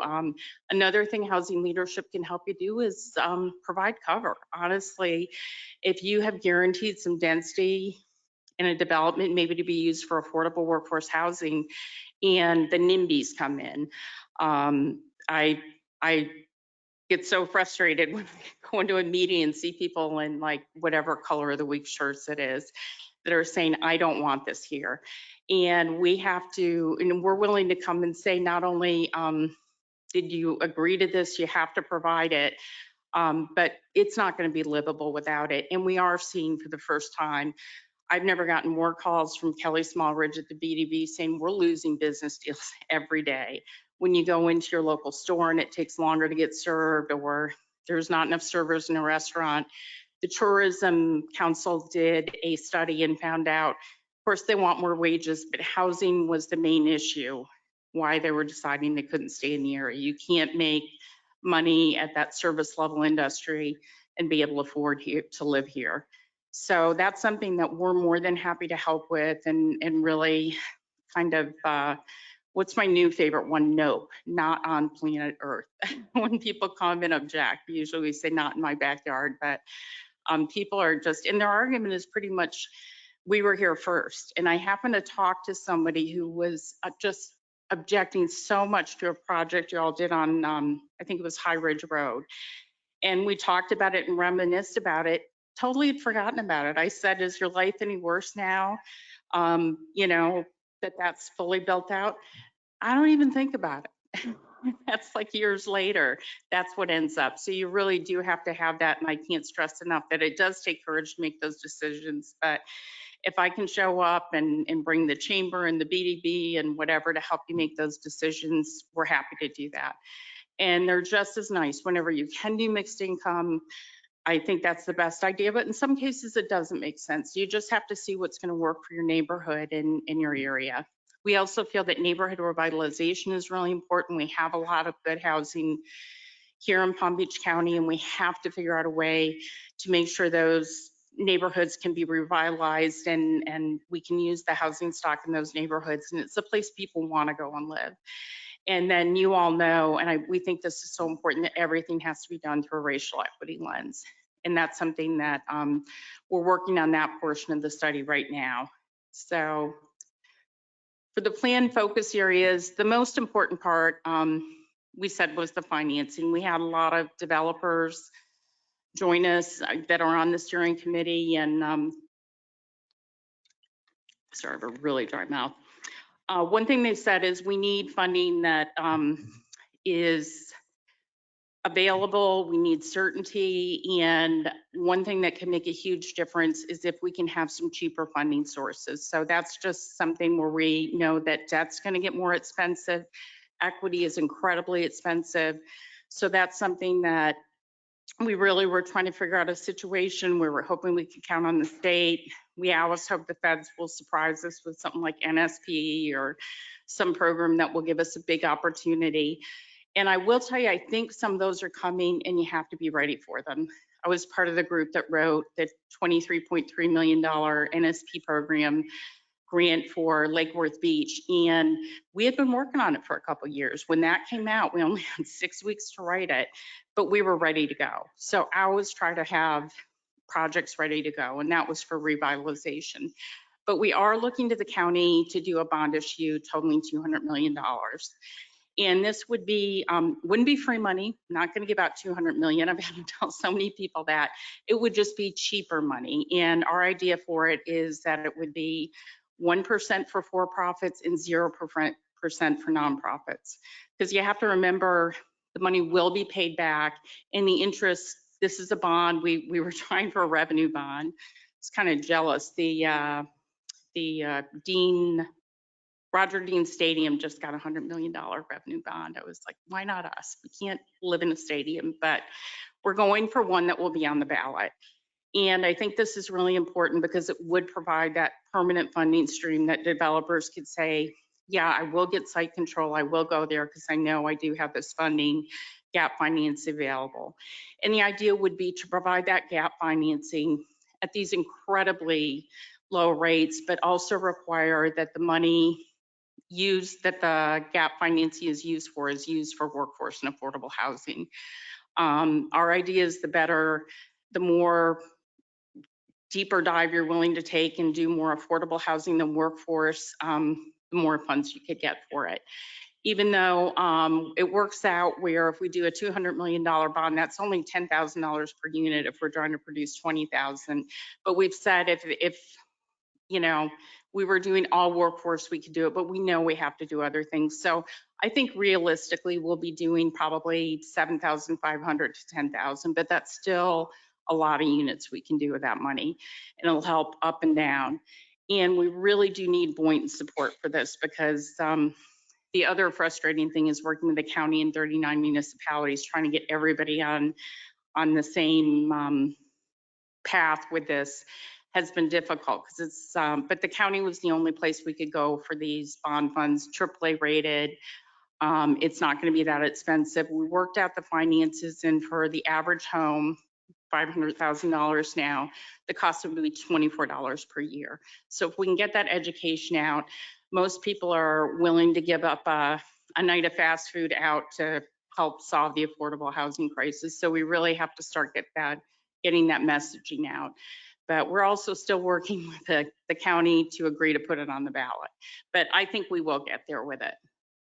So we think that, and this goes into the bond structure. If you want to hear more about how the bonds work, any details of it, we do have a bond attorney on our board, Skip Miller. Usually I carry my bond attorney around with me, but I couldn't get him to come on a Saturday.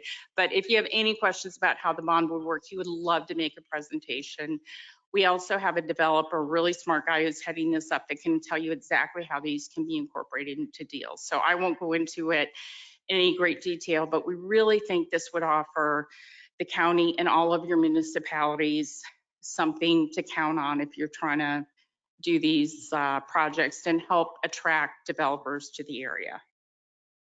And you guys have some land, so. And we also showed the county's debt service is dropping considerably. So we've showed them they really won't need to raise taxes. And they told us that was a concern. And then when they passed the stadium issue, they said, oh, our debt service is dropping, so no problem. You can pass the bond issue for the stadium, but we'll get there. I think we will get there and get this bond issue.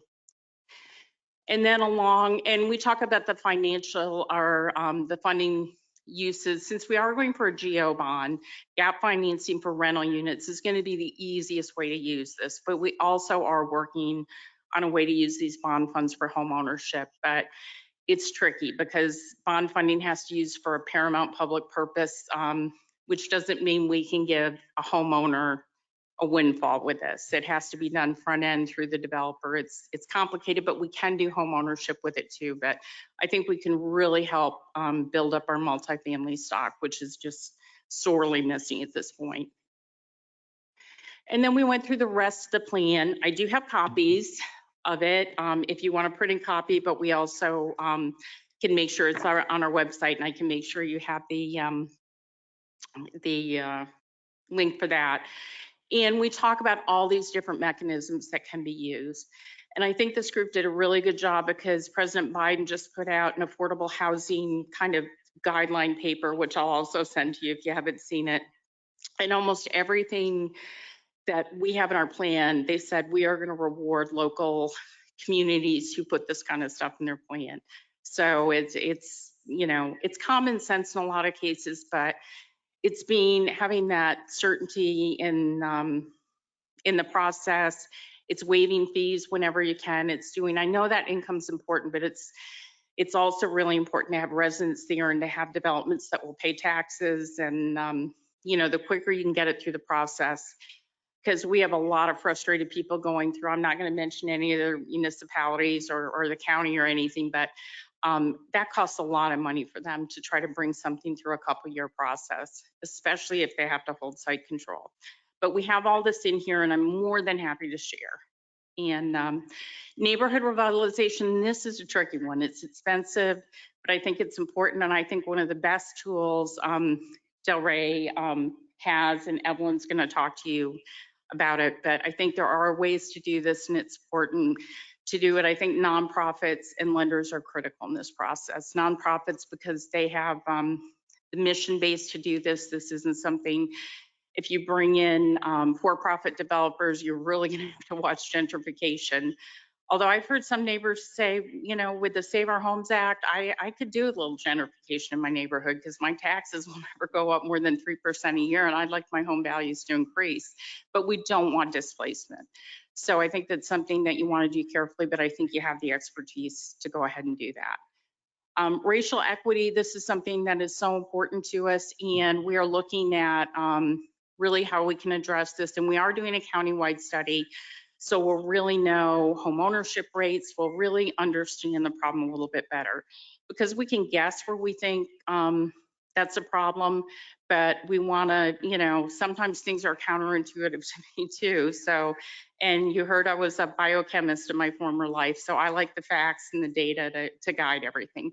So we're working on that study right now, but for now, anything we can do to help out, we're working on EAR's property rights. We're working on making sure that no one's at a disadvantage, working on assessments, making sure they're fair.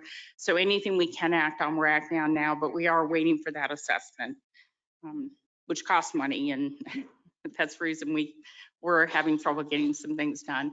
So our goal is to create 20,000 units throughout the county. We need Boynton Beach especially. You are so important to solving this issue, because when I do try to intervene, when someone gets, the last one was an $800 a month increase. How does someone afford that? How do you go from $2,200 a month to $3,000 a month? Because that person wasn't getting that kind of a raise. And I called a management company and they're like, I got 50 people lined up to take that apartment. She can either pay the increase or get out. And I'm like, that's because we have a supply and demand gap. So we really have to start looking at that. And as I said, I'm so excited about what you all can do in that process. So I'm kind of just giving you an overview of what we can do. We have studies on everything. We really will help in any way we can. If you're interested in certain funding sources, our developers are. I know the affordable housing program through the Federal Home Loan Bank is coming up. There are just so many different opportunities. We're also trying to line up those opportunities a little bit better as part of this plan. So if you want to apply for impact fee waivers through the county, because that's important. You guys don't charge the big impact fees, it's the county. All these different sources, yeah, we want to make sure they go together and really help a developer understand this. And it is taking a lot of capital layers in the capital stack to get a deal done, but we're willing to stick with them, and especially if they will provide those important workforce and affordable units. So anytime I can help, just give me a call. Twee Alice knows where to find me. Suzanne, thank you so much for that presentation. I have so many things to say and so many questions to ask. I don't even know where to begin. This is such an important issue, obviously. I don't know anyone who's not struggling with housing. I'm a teacher. I can tell you myself and my colleagues are panicking. Our income is not going up anywhere close to the increases in home ownership costs as well as rental costs. So this is near and dear to me and just about everyone I know. Where do I begin? Let's talk about that bond that you mentioned, the 200 million bond. Where are we in the process? Where is the county? Because this is really a county-led initiative. And let me just say, I was part of the intergovernmental forum where we initiated this housing study, and we put together plans. We've had several meetings about it, but the bottom line is we have all the ideas in the world, but we had no funding to carry it out. So I guess the first question is, where is the county in this process of putting out this referendum item? And also, 200 million for 20,000 units for what, 10,000 per? That's what it works out. And I'm sure you're going to leverage other dollars, but what are we going to do with $10,000 per unit? I mean, is that realistic? I mean, It's probably not, and that's why we worked out different scenarios, and that was one of the questions we had. Are you really planning? And actually, we kind of backed into that number, and I'll tell you exactly how we got there. The study showed us we were 20,000 units behind. Our kind of Sherpa for this has been Commissioner Bernard, and he says, I think 200 million is about what I can sell. Because before the pandemic, we had asked for 150 million. We were on the dais on March for the decision, and the pandemic hit. So we were so close to 150 million. So the county has said 200 million is what we can sell to the public, which I don't know. If you want to suggest more, I'm all for it. And then the county also found another 50 million that they'll be putting out that we, as our understanding is, it can be used not only in the county areas, but the municipality, because the funding sources are meant for the entire county. or most of them where they're getting this from. So yeah, that's why we've tried to rework our estimates, and we have so many meetings going through this and tweaking individual values like, well, what if we do 25,000 per unit for this level? And, you know, we've just said in the end, it's all about leveraging the other resources. It can be so important. Because as I said, I worked on a deal where there were 10 layers in the capital stack. That means we got CHIP funding, we got CDBG, everything imported in. So if it's an important project and the city's behind it, we can really try to do that. But we do have other scenarios, and I don't know, my hope would be that we can use this leveraging to help it, but we've got to start somewhere. And I had no idea how much changing the percent to 1% charge for the money makes a difference. And you can have a developer show you the magic of plugging that into a pro forma, and then all of a sudden you're like, wow, we can do more units. I can tell you, Evelyn will tell you 0% financing would be a big boon for her in a lot of cases. So, and the money does get paid back in the end too. So we kind of create a revolving source where once that money is used once and is paid back, we can do more projects with it, just like we're still using NSP money in Lake Worth today. It's something where, you know, the gift that keeps giving. So hopefully it'll work out that way. But we are working on other scenarios, but we got to start somewhere. And that's where just the frustration. So we have another meeting in with the county in June, I think June 8th.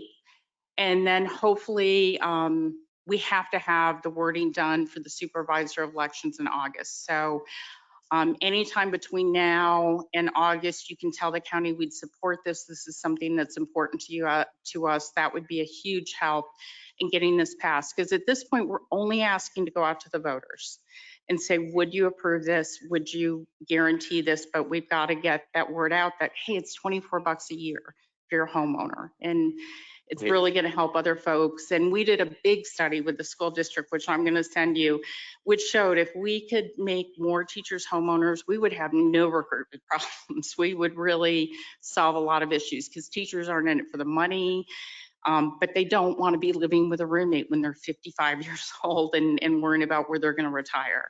Please do send that. I will. And it's going to be, that wasn't counterintuitive at all. It's like give teachers housing. Yeah.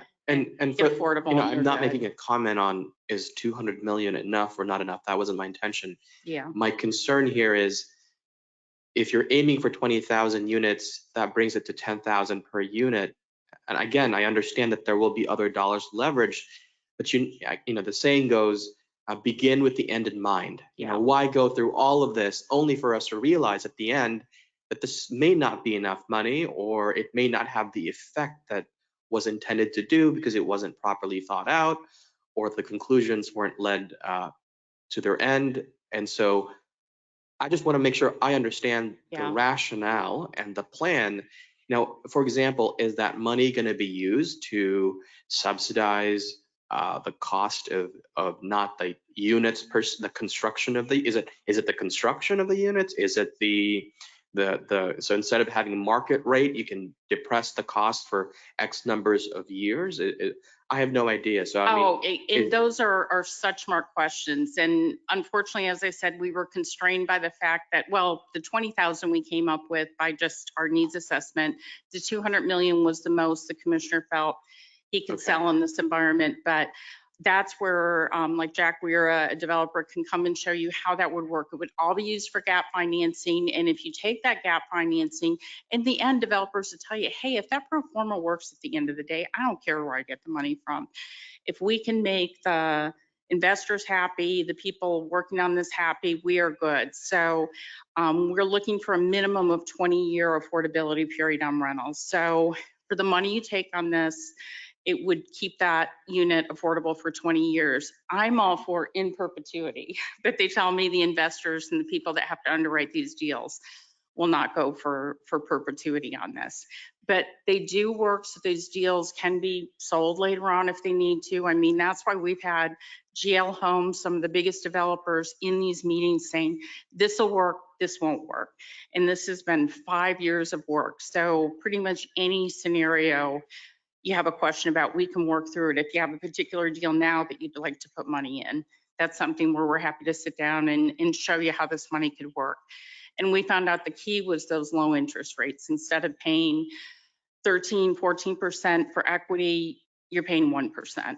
And that, we don't know where that's going right now. So like I said, I have 1,000 questions. Some of them I'm going to have to take them offline with you Yeah. and sit down. But let's hear from the other board members. Anyone, whoever wants to go first, just I think I've just overwhelmed you want to hear my other everybody. questions? Okay, are you sure? Because I've got a lot. Let's begin with something more on the easier end, which is, you ask for our help. What exactly do you envision the cities helping with? How can we help? I create policies that will include workforce affordable housing in everything you do. Tell a developer, we'll give you more density, but in return for that density, this is how many affordable units we want to see. And that's something that I wish Delray could do more, but I love being able to tell people to go to the Delray site and tell them, you can go to these locations and ask for the below market units or whatever they call it, the workforce housing units. We have a whole list in the county. So we want you to encourage what you want to see. So if developers come in, just tell them, and if you are concerned about the density, I will show up with a cavalry. Yeah. At your meeting and have people come up and tell you why you have to say yes and bat down those arguments about why the NIMBY arguments aren't valid. I don't know who said it earlier. I don't remember exactly, but density can be good in certain places and certain times. It just depends how you do it. And sometimes also the design. I think, was that you, Mayor, who mentioned the design of a project can make a huge difference. I'll leave it there for now, because what I can tell you, and I was waiting to say this later, but I am putting together a draft of what I'm going to propose to the commission in terms of what we can do for workforce housing. I know the previous commission had attempted to, but we didn't quite finish it. And so that's something I would definitely want to circle back. Like I said, I'm personally affected. I don't know who isn't affected.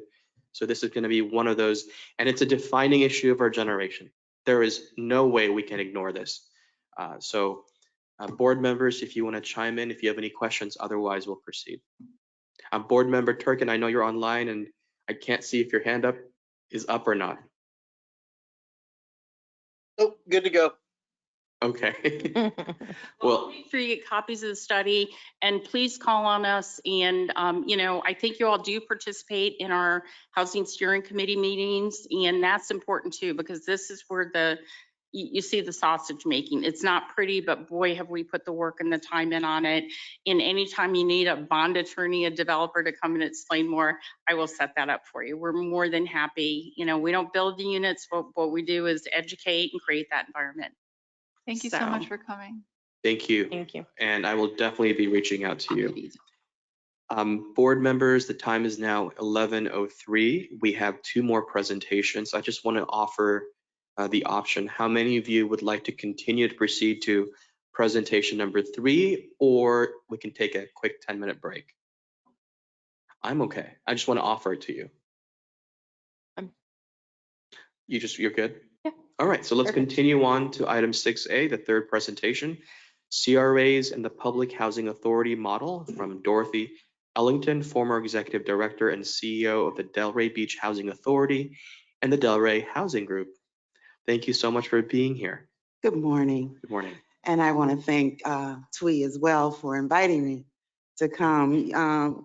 My relationship with Twee is a little different. I don't think she even remembers that she was my boss as a board member of the Delray Beach Housing Authority early on. So yeah, we've been around. We use the phrase in Delray, we're a little incestuous, because we all work together in what we're doing in Delray.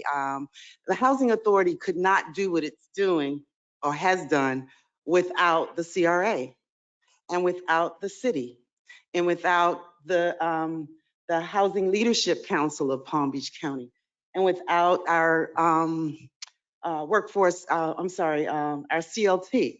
We all work together in what we're doing. Did you figure out how to use this, Suzanne? Which button?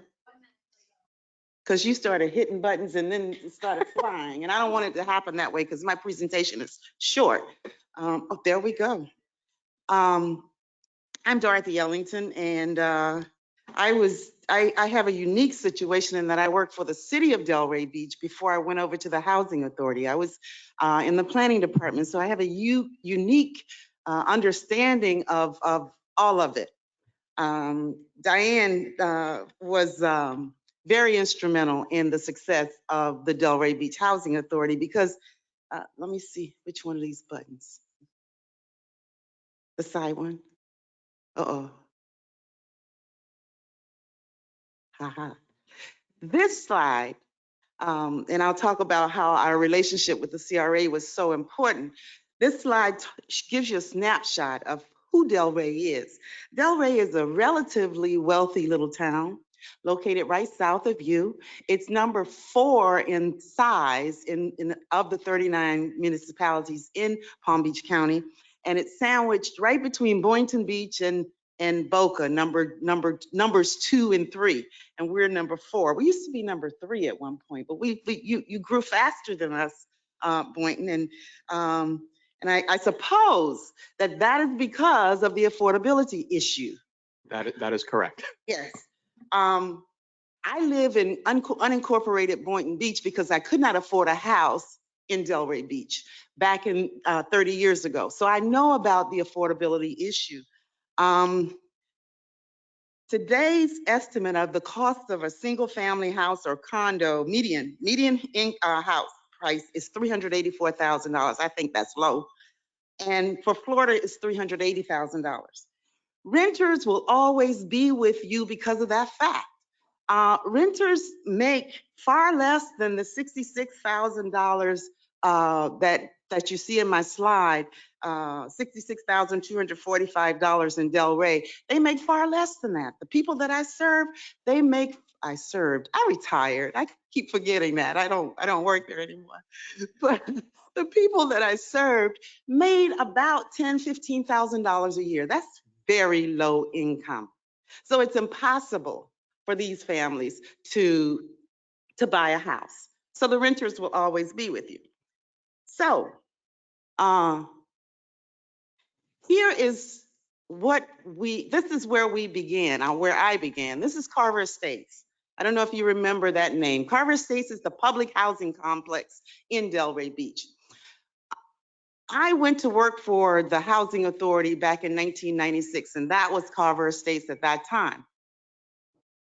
Is this Linton? This is what happened to Carver Estates after Hurricane Wilma. Carver Estates was poorly built, even when it was built in 1970, and it was considered,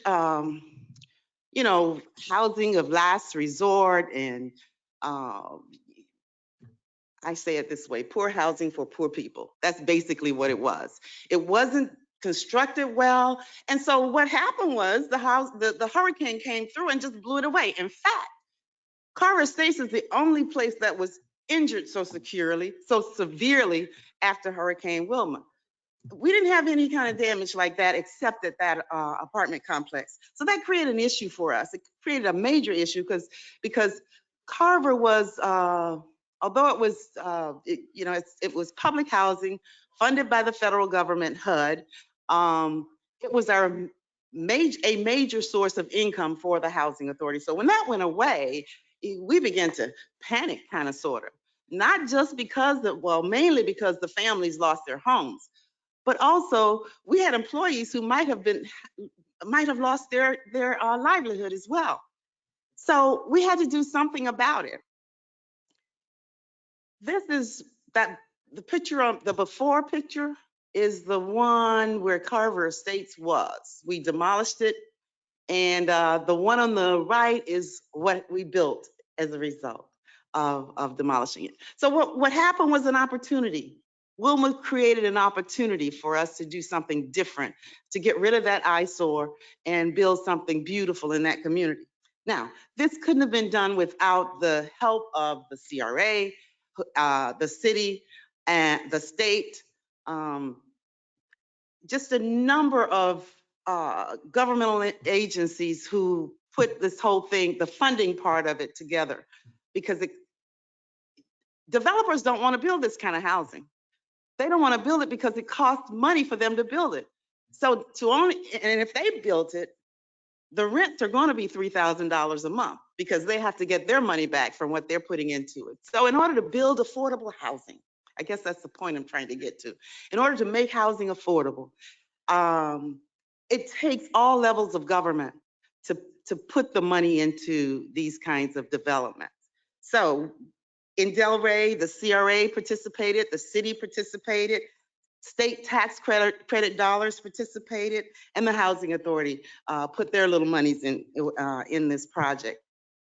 But even though we were building rebuilding this development, not rebuilding public housing, we were building a new development. We still needed to survive. The Housing Authority needed to survive because we are the only agency that serves this level of income families. Our families are extremely low income families. So most entities serve more moderate income families. We serve the very low. Habitat for Humanity also serves a very low income group of people as well. But they serve homeowners, we serve renters. So the Housing Authority also was without a home. Without the CRA helping us, they had they owned that lot on the before slide.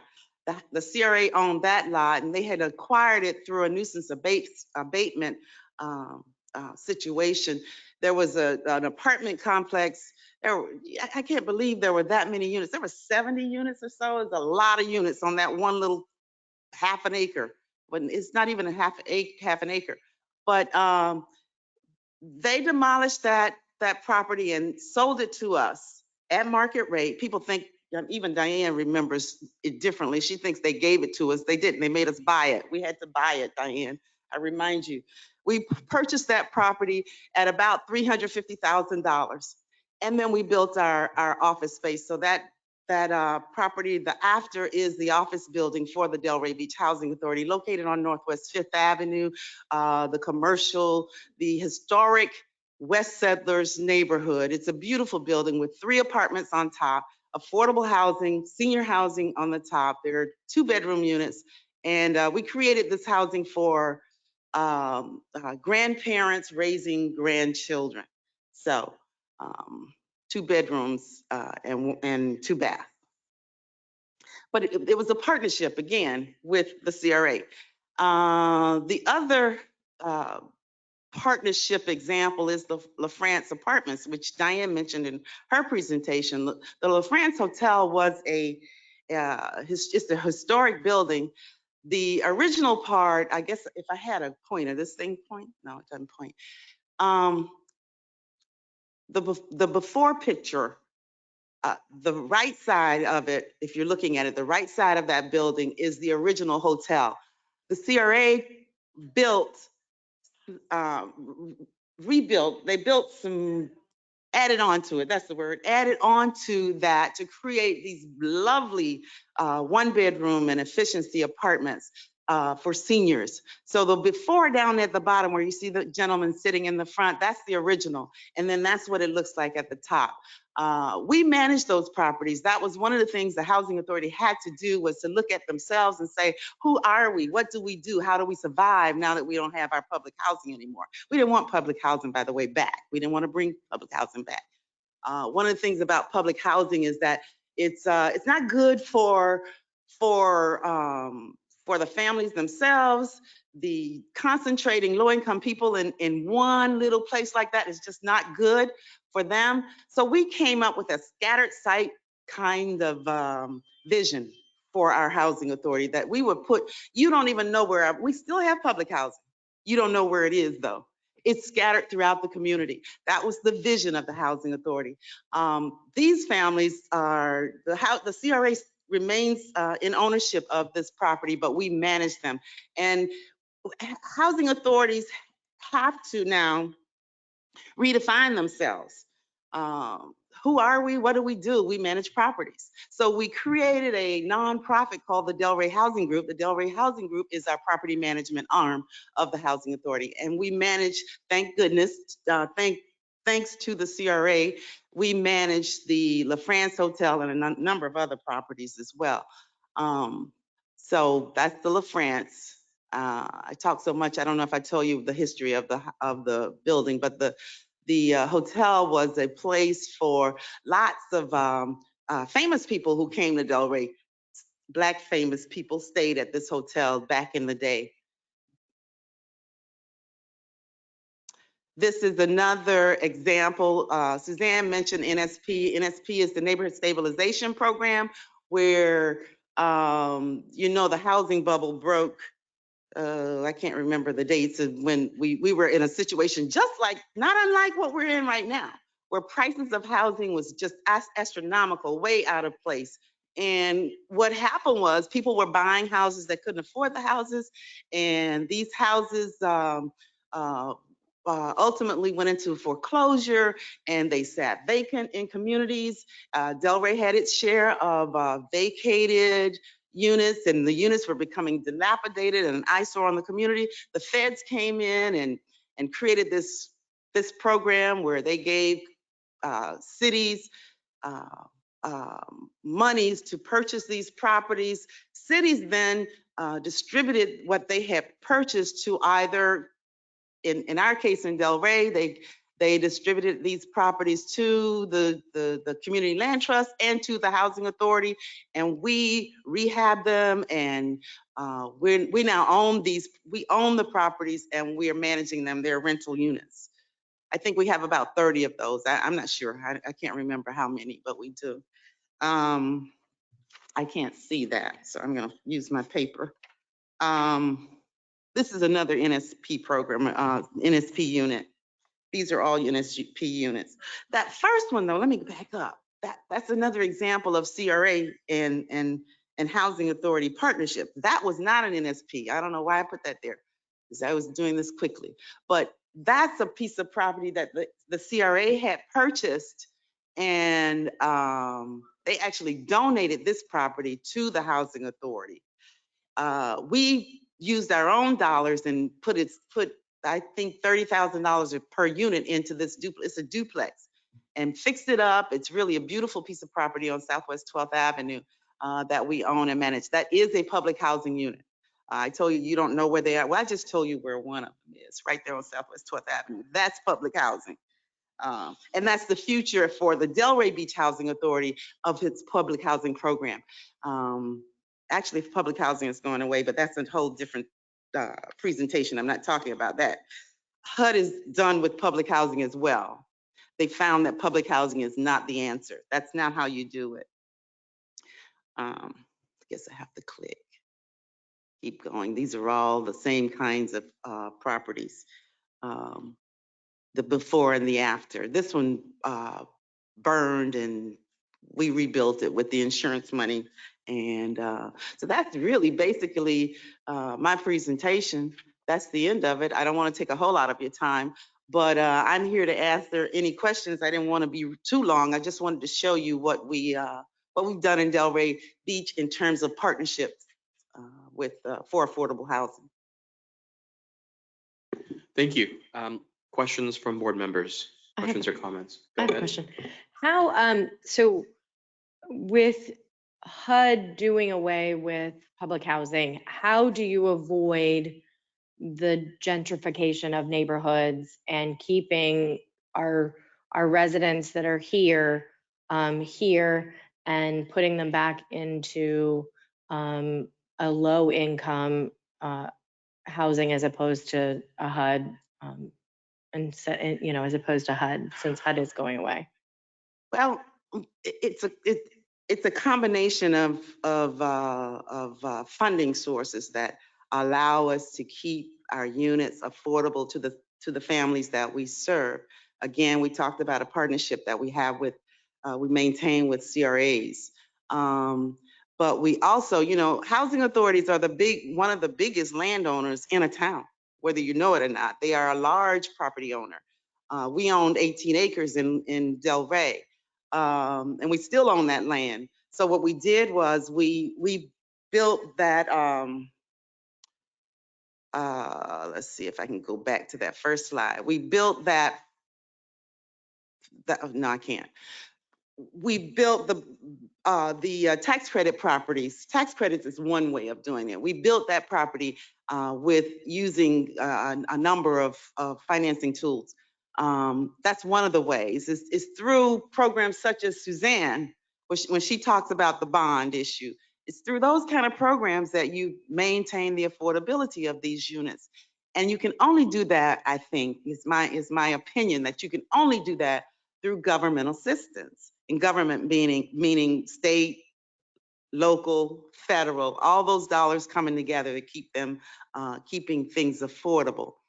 Gentrification is a whole nother conversation though. Gentrification has to do with free market. You know, the market says the property is valued at $300,000. And unless you have that kind of subsidy available to buy down that cost, that's what it's going to cost. You know, it's going to cost $300,000. In fact, the property that we built, replacing public housing, was also valued at probably $35,000, $40,000 per unit. But we were able to make it affordable because of the subsidies that were available to buy that cost down. That's how you do it. There are other tools which Evelyn will talk about in terms of land trust. That's another way to do it. But mainly it's having local governments supporting the effort of making units affordable. And Suzanne, you did a great job in your appeal to the city of Boynton Beach to support that kind of thing, because without government assistance, it's not going to be affordable. The neighborhoods are going to gentrify, and people who are now in these communities who can afford the units that they live in right now are not going to be able to afford them. I have a niece who moved here who is now going from house. She can't come to my house because she's not vaccinated, okay, period. But she needs a place to stay because she can't find a place to live. She refuses to get vaccinated, and that's her choice. But she can't afford the units and to rent the house at $3,000 a unit.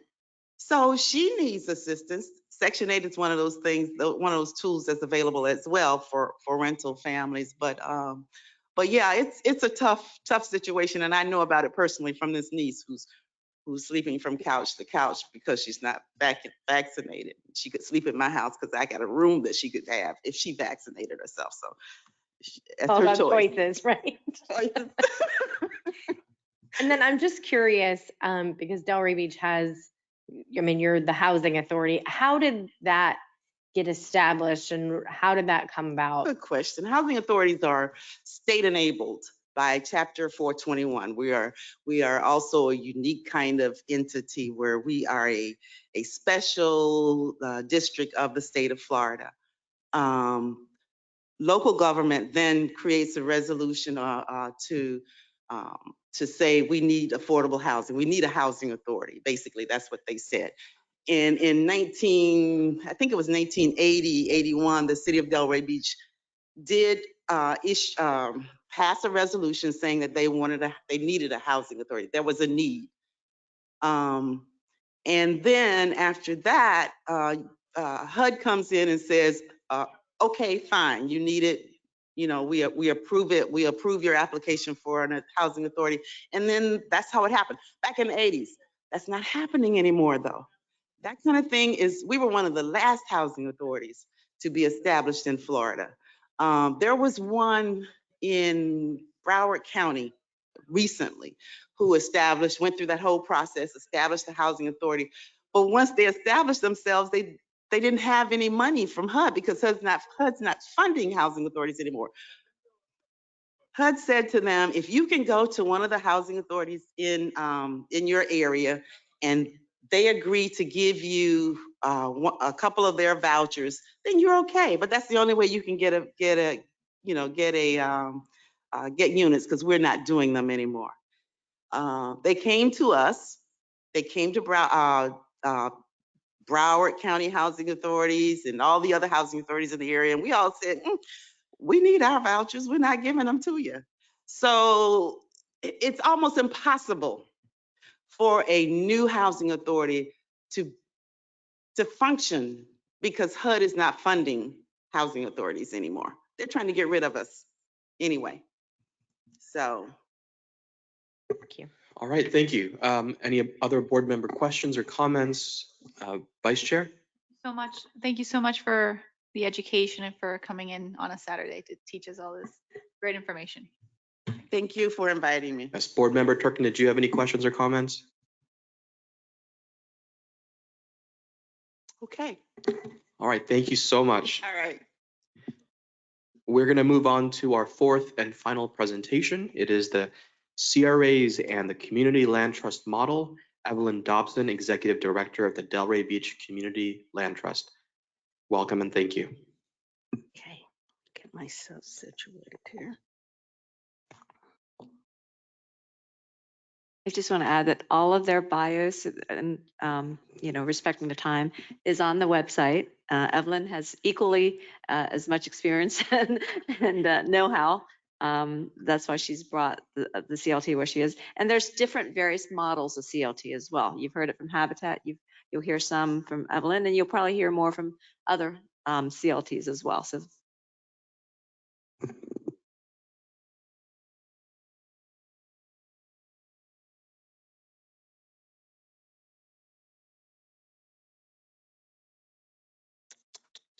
Can't get my logo to come up.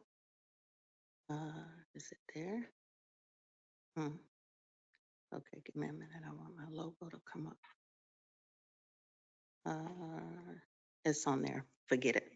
Okay. Good morning. My name is Evelyn Dobson. I am the Chief Executive Director of the Delray Beach Community Land Trust. I've been with the Land Trust for more than 15 years. I'm happy to be able to give you today an overview of the CLT model and give you a brief understanding of how we got our start and where we are today. Our tag is opening doors to affordable housing. This thing's not working right for me. I can tell you to click for me. That'll work perfectly. Thank you. Thank you.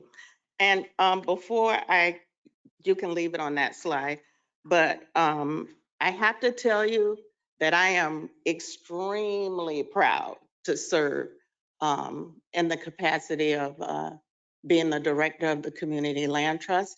I love the city that I live in. I came to Delray over 45 years ago as a single mother for a 2 weeks vacation and decided I was not going back to Savannah, Georgia. So I have seen the changes, I've seen the transitions, and I feel that I'm blessed to have had the opportunity to work with the groups that I have and to help in any area that I can in Delray Beach. Our Delray Beach Community Land Trust is a 501c3 nonprofit. We were formally incorporated in January of 2006 to preserve affordable housing opportunities for very low to moderate income households in perpetuity. Our board governance consists of 12 members. We have a tri-party board. Our mission is creating healthy communities through the provision and preservation of affordable housing. Collectively, the board, the city, the CRA and all of our other housing partners, we share the same vision in providing quality long-term housing for the clients that we serve. We are one of more than 300 community land trusts nationwide and one of approximately 7 in the southeast region of Florida. We are affiliated with several housing organizations, locally, statewide, and nationally. And I have to tell you, our organization, I consider our organization a resilient organization. You can slide 2, please. Our organization is about people and place. And we solely focus on people and place in the city of Delray Beach. And I know that there's always a change of hats, a change of agendas, a change of missions.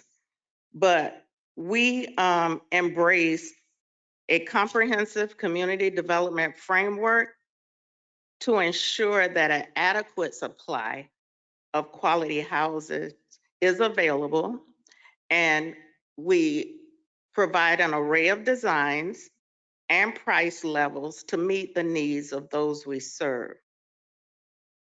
Affordable housing promotes healthy, stable living and a chance at creating individual wealth and upward mobility. Without affordable housing, households are weakened, disruptive, and communities deteriorate.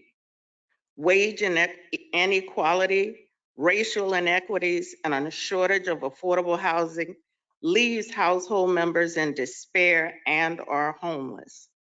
We have households in Delray Beach and in Palm Beach County paying over 50% of their annual household income, and they are considered severely cost burdened.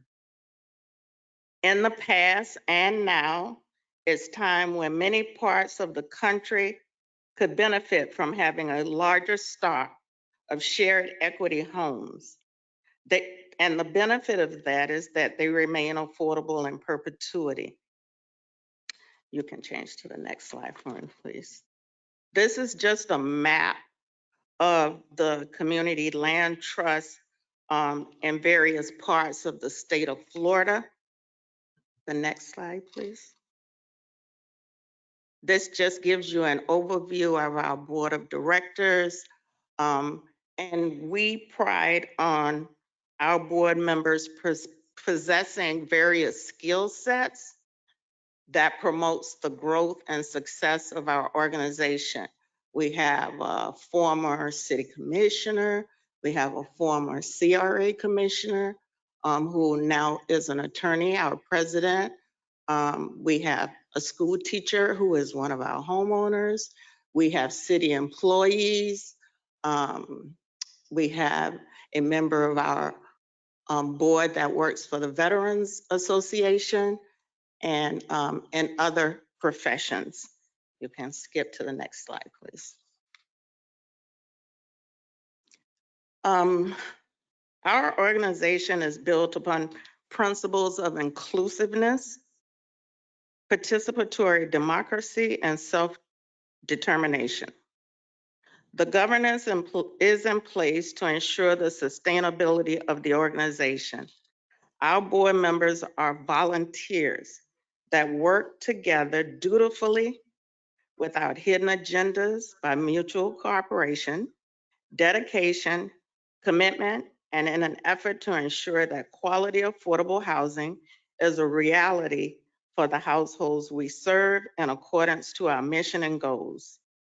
Our board members understand that the challenge of leadership is to be strong, not rude, bold, but not bullyish, humble, not timid, proud, not arrogant. At times we have a sense of humor, but with no intentional harm to offend anybody. And we want them to stand alone in their own space.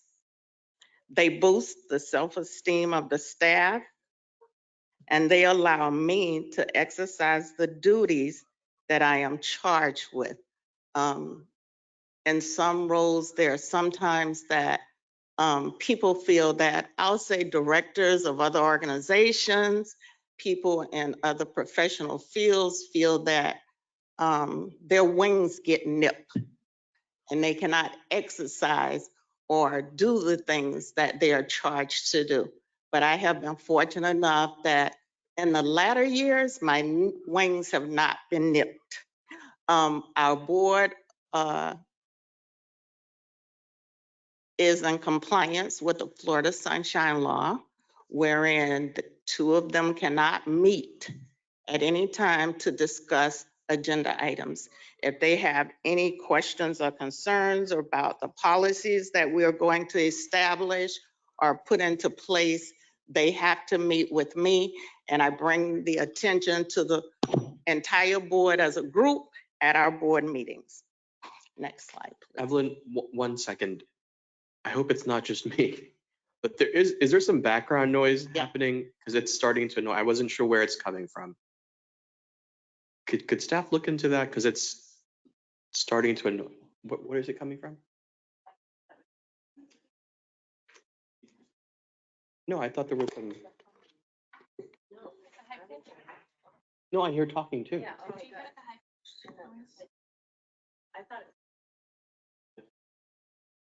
Okay, all right.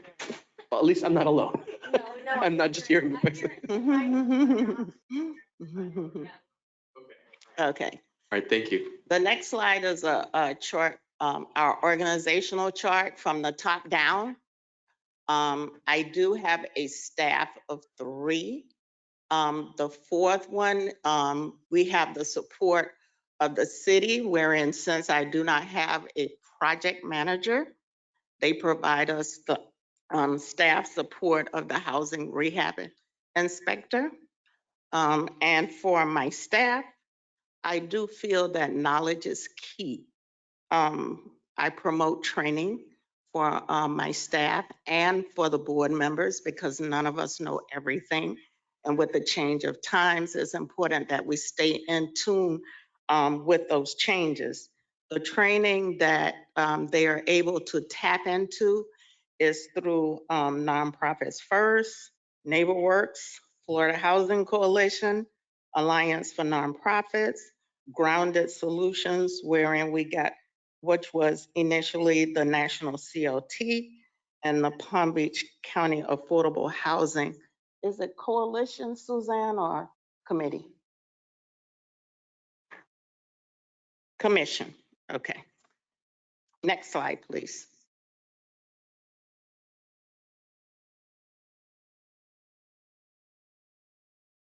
Okay. I'm not gonna go into this. All of you know, are familiar with the spirit of service. And you have to understand that in order for our organization to be a healthy organization and a productive organization, you need commitment. And that commitment comes with no special agendas. Sometimes they have to forget about self and put others above themselves. Our organization is very transparent. They understand that the organization the board is in place to evaluate the successes, shortfalls, pitfalls, and challenges of the organization. Excuse me, but they have to believe in the mission. I always reiterate to my board that credit does not matter who it goes to. I'm also reminded of Evelyn, oh, you don't want to take credit for this, that, or the other. But the credit to me is to make sure that whatever we need to do happens. And it happens on behalf of the people that we serve. Through our organization, we build relationships, and Jeff talked about relationships earlier. Some relationships are not beneficial to the organizations at all times, but we want positive I'm more interested in positive relationships and respect. Next slide. We have gone through certification programs wherein they review our policies, our practices, our procedures, how we handle our clients. And this was implemented through the Florida Community Land Trust Institute, sponsored by the coalition. And if you'd like a copy of the primer for the Florida Community Land Trust Institute, I can get that from them for you. Next slide, please. Now, this is where the Delray Beach Community Land Trust got its start. Diane had it on the slide earlier. There was a study done by FAU regarding development without displacement. And he also informed you that we had a lot of task teams in Delray where stakeholders participated. And in 2002, I was a part of a committee that we were tasked with coming up with ways to minimize displacement in our communities and retention of our community, revitalizing it. At the time, I was serving on the CRA commission. The book was brought to our attention by one of those task members. Her name was Sylvia Cohen. And I went through the book thoroughly. And today we talk about gentrification a lot, but gentrification was talked about in that study in 2001. And the gentrification somewhat reminds me of the movie A Raisin in the Sun that I'm sure several of you are familiar with. In that study, it stated that when an area is upgraded so that accompanying real estate prices and property taxes escalate dramatically and long-term residents can no longer afford to live there, the neighborhood change is called gentrification. Housing in the neighborhood increases the value of the property, and as homes sell for inflated prices, the value of the entire neighborhood goes up. As homes are approved, businesses follow the new affluent homeowners, boutiques, hair salons, and restaurants follow these urban pioneers. New restaurants, nightclubs may create an entertainment destination which only serves to increasing housing prices more. This is gentrification. This was back in before 2001.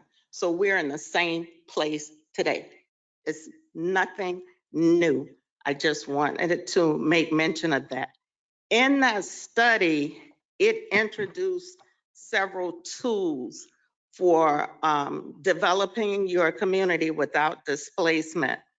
One was private land assembly.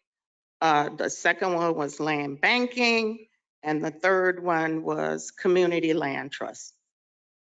So what happened was, when I saw community land trust, I was like, this could work here.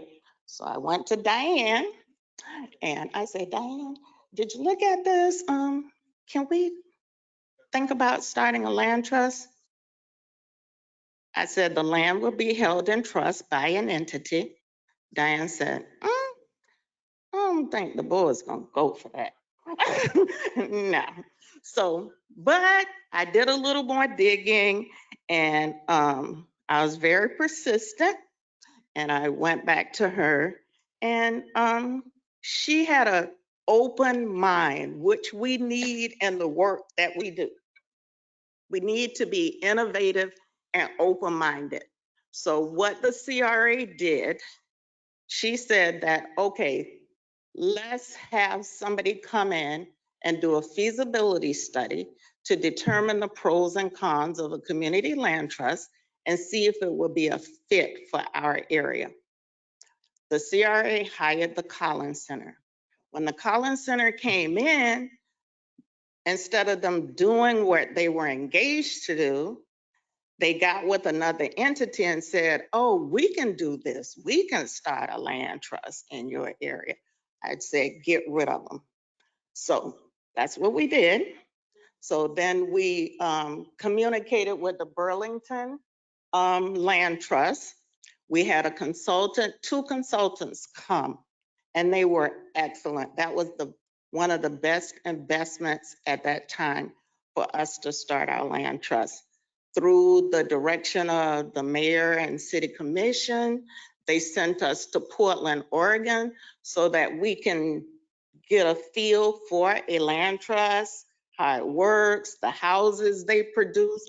Although it was in a different area, but we still could get an overall feel. When we went to Portland, we didn't like the types of housing that they produce, but the areas were very diverse with different cultures, and the people were happy with the structure, the overall structure of the land trust. So when we came back, we had more meetings. Then City Commission and the CRA formed a steering committee. That steering committee consisted of Dorothy from the Housing Authority, Diane, a couple of the other commissioners, the vice mayor, Joe Bernadelle from the public sector, and a group of other people. So collectively, they put everything together to birth the CLT. But the major part of the funding and everything came from our community redevelopment agency. So it was very important for me to pass that on to you so that you know what took place. Next slide. We all know here that housing is a primary element of a quality life. And that's what our organization is all about, to assist the city and the CRA to provide a thriving community in Delray. Next slide, please. A community land trust is a vehicle wherein you separate the land from the home. Next slide.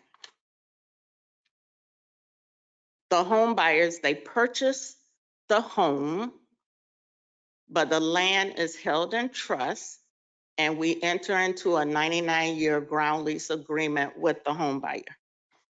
Next slide. Community land trust can be numerous things. It's not just home ownership, rental housing. There are so many land trusts that have green spaces, they have commercial spaces, in rural areas, agriculture. Through our land trust, we have lease purchase, rental housing, townhomes, condos can be incorporated, and single family homes. Next slide, please.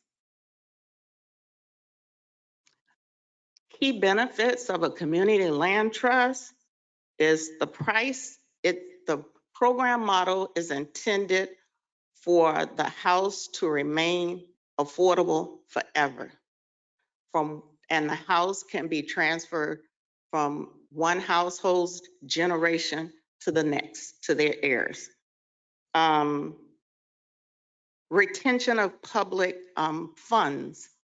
Purchase assistance. The model likes for the subsidy to stay with the house forever, so that when the original homeowner goes to sell the house, we don't have to provide monies for the next home buyer. That money is preserved. We are stewards of affordable housing. We backstop our homeowners. Our program is not to set anybody up for failure. We help to reduce the housing crisis. We help to create a sense of pride and place for our homeowners and our renters. We do educational training to provide financial stability long-term. And there's also a formula where at any given time they go to sell their home, they get a return upon resale. Next slide. Our home buyers are not treated like glorified tenants.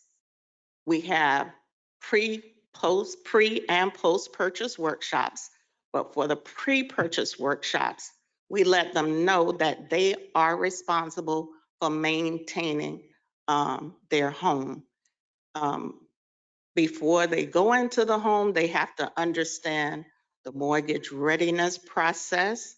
They have to understand that they have to make their mortgage payments timely. They have to pay the taxes on the improvement. The land is exempt. And I want you to understand that with all CLTs, the land is not exempt, but with ours, it is. They are responsible for paying the insurance. They can do capital improvements to their home, but we want to know of the capital improvements, any improvements over the amount of $5,000. We want to know that they got proper permitting from the city so that when they go to sell the house, they can capture the value of that improvement. And they have to notify us when they intend to sell the unit. Next slide. The ground lease agreement is a binding agreement between the home buyer and the land trust. The ground lease agreement outlines our expectations from the home buyer and the expectations they have that they can rely on from us. Next slide, please. The land trust, we would not be able to do what we do if it wasn't for the partnerships that have been established. Through the partnerships with the CRA and the city, the majority of our land is donated. The CRA provide funding for our operations.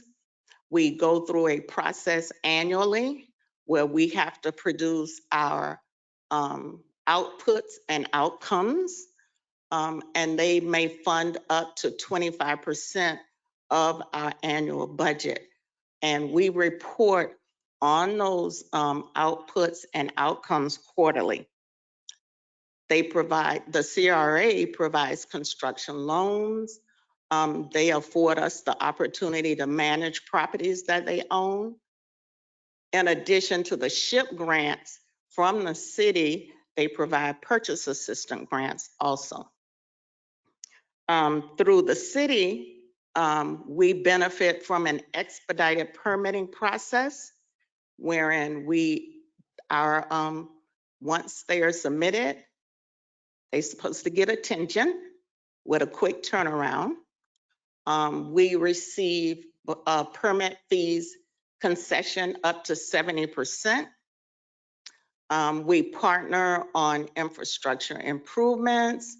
There are times when we have to ask for LDR waivers, and we work with them on the workforce housing program. Next slide. Everybody have to understand that it takes a team to make things work. So these are all of the teams that work with us in order for our program to be a success. And I think everybody looked at it quickly and you got it ahead of time. So we're gonna go to the next slide. We take pride in the product that we provide for our homeowners. We want them to have a home that they can grow into and that they can be proud of. So over the years, we've changed some of our standards for our housing. Most of our houses range from 1,700 to 2,300 square feet. As required by the city, they all have impact glass windows and doors. We no longer do, when we started out, we would put carpet and tile in the homes. A lot of people suffer from allergies and other illnesses. Their children have asthma or whatever. So we don't want them to move in the home and then have to incur the cost of trying to replace the carpet and things of that nature. So all of our homes now are tiled throughout or either have laminate flooring. We provide Energy Star appliances, ceiling fans, wireless alarms, some green components, ADA compliant, and they have a 1 to 2 year mechanical, electrical, and plumbing warranty, and 10 years on the structural. Next slide, please. This is one of our single family homes. It's a 3-bedroom, 2-bath, 1,900 square feet. If we tried to build this house was built in right before the pandemic in 2018. We sold that house for $195,000. For us to build it today, it would cost the CLT $294,000. In addition to the soft costs. If one of our buyers receive a pre-qual in the amount of $230,000, they would be short $79,000. Without the land, if we added the land back into it, the house will be $439,000. Less pre-qual of $230,000, they would be short $209,000. I just wanted to give you an example. Next slide. Resale, our resale formula. A lot of people don't like the idea that I can't capture all of my equity with the land not being included and you're backing out the purchase assistance. But our program is designed to give the underserved population a start. And with that start, we do have a resale formula to keep the homes affordable. You can sell the home, you can decide to sell the home at any time, anytime. Other CLTs have a cap maybe of 25 years. I think Habitat has 25 years, but I think that is because Habitat is the lender and they try to capture their original investment. If a purchase price is $309,000 and say in 10 years they want to sell the home, at that time they send us a letter of intent. We back out the purchase assistance because $75,000 in purchase assistance in the city of Delray, there's a cap of 30 years. The net then becomes $234,000. Next slide, please. Our resale formula is based on the AMI and its index, and we are looking at changing that in the near future so that they can we want to evaluate and make sure that they're getting the best return on their investment. But currently, this is what it is. Keeping in mind that the original mortgage was $235,000, say in 10 years, their payoff of the principal is $200,000. That leaves them $35,000. The appreciation for 10 years, $25,000, with leaving them an equity value of $60,000. Next slide, please. And I always let my home buyers know that the program is also designed for you to build. It changes the dynamics of your household, wherein you can build individual wealth. The affordability allows you to do some things that you never was able to do before. But keep in mind, you're not a tenant anymore. You have to save money for a rainy day and for other goals that you set for your family. So say the rent before they purchased the home was $1,800. Their mortgage now is $1,400. They have a monthly savings of $400. Over 10 years, they have saved $48,000. So if they saved that $48,000, in addition to the $60,000 that they were capturing 10 years to sell their home, they would end up with $108,000. And that may or may not, depending on the housing market, give them enough money to move on to bigger and better. Okay, next slide. Our current portfolio consists of 106 properties. We have 92 owner-occupied units.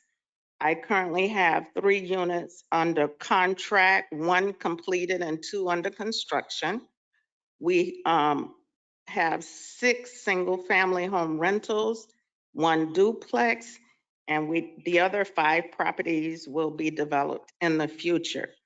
Our social characteristics make up 45% single, 56% married, 4% seniors, and 1% veterans. The medium income base is 29% very low income households, 34% low, and 37% moderate. Next slide, please.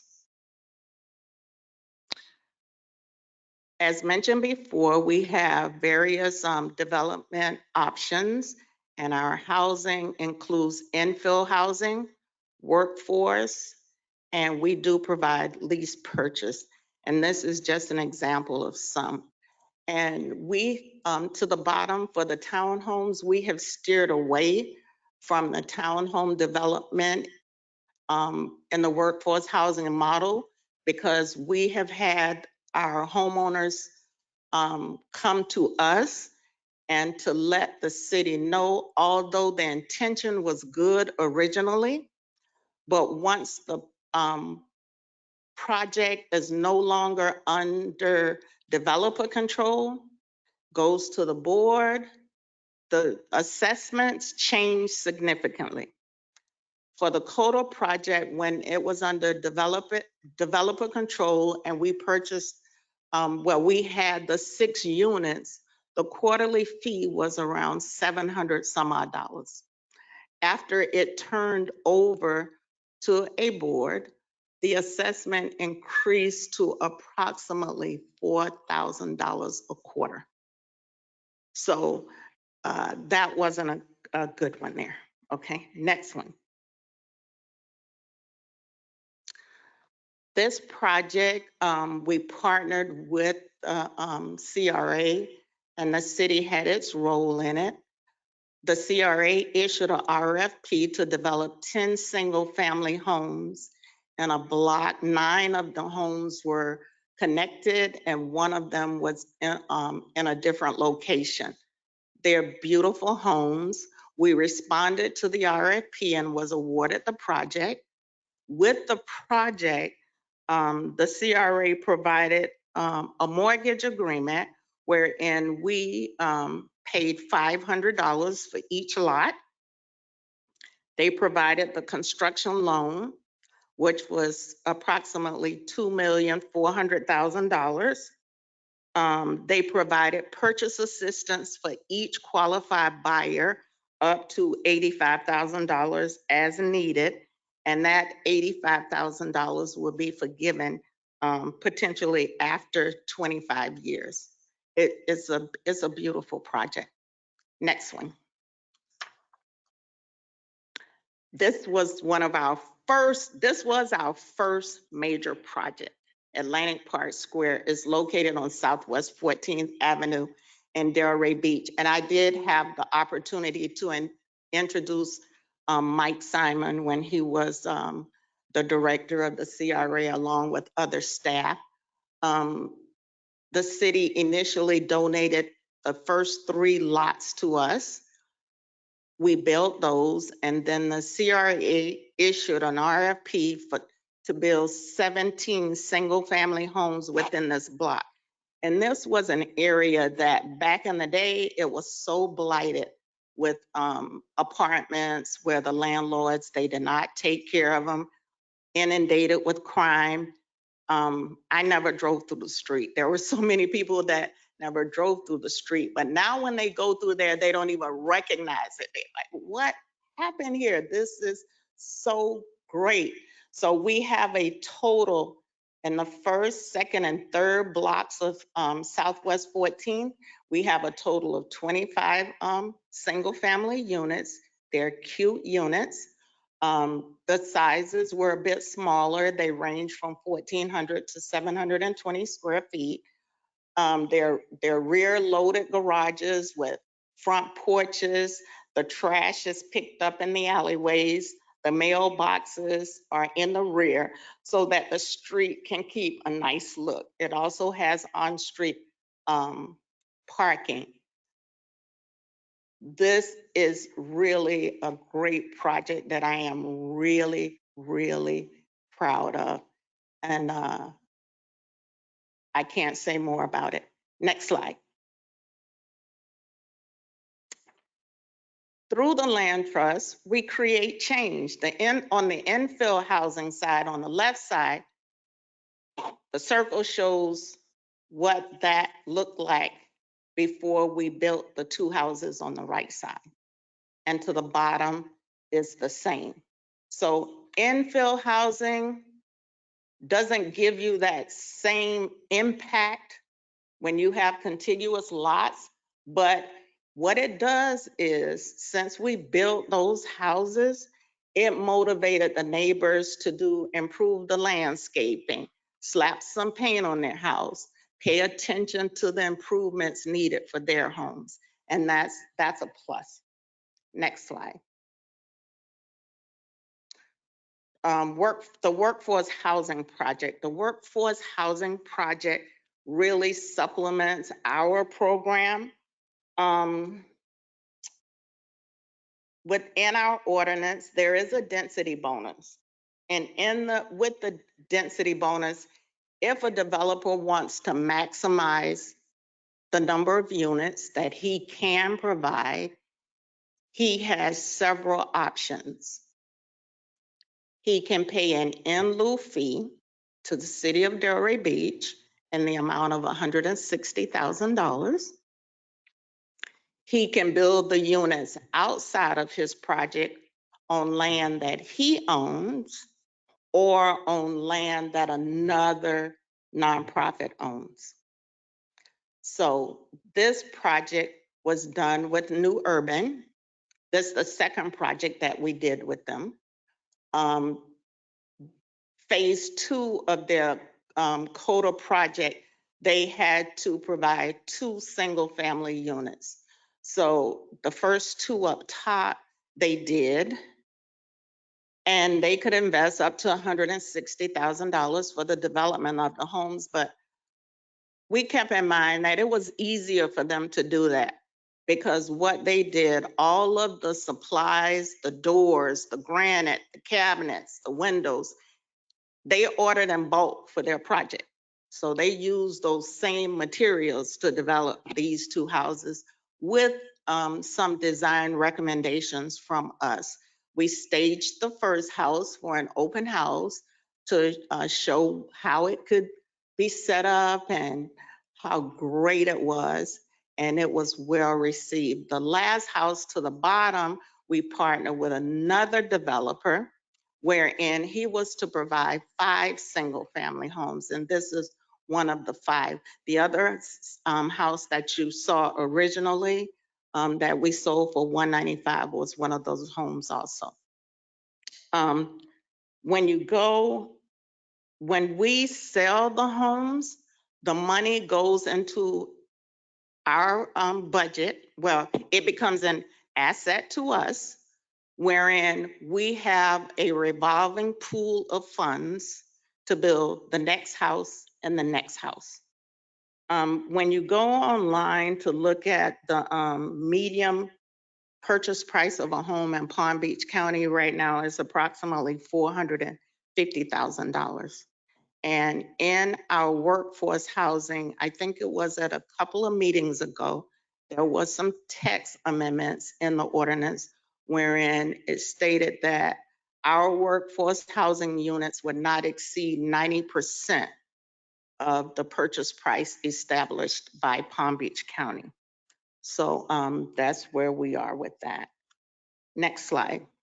Oh, and I also sent Twee a snapshot of how many units, workforce rent total units have been created through our workforce housing program and have been created and how many are workforce housing.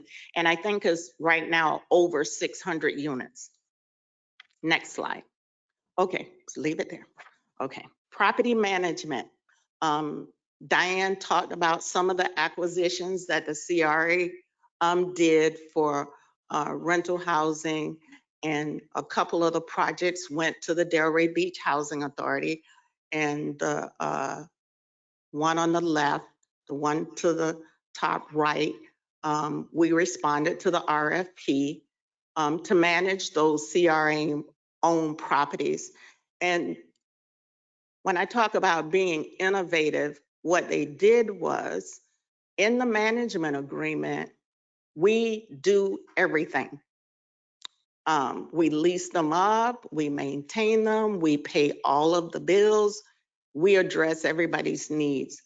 We have to provide reports to them quarterly, but the net funds from managing those properties help to sustain the operations of our organization. The one to the bottom is one single family home that as a part of our property management. Next slide, please. This is just a snapshot of some of the families that we have made home ownership come true for. To the left is two brothers, family in the middle. To the right, Miss Hardy. She previously, she sold her house, I think, to the CRA, Diane, Miss Hardy. And yet she waited until the CLT got started and bought her home, a new home through us. She passed, and she had done a will, and she told them she wanted the house to be sold back to the CLT because she didn't want her children fighting over the home. The bottom left is a single family man. His daughter is now grown in college. The middle is a family, and then to the right was a homeowner that was divorced with her boys, and she bought one of the Coda townhomes. Next slide. And this is just some of the feels from some of our home buyers, how they feel about the program and how happy they are that they had the opportunity to buy into the program. Next slide. You got to hit it again for our logo. Okay, thank you. I thank you for your time and attention and allowing me to present to you today.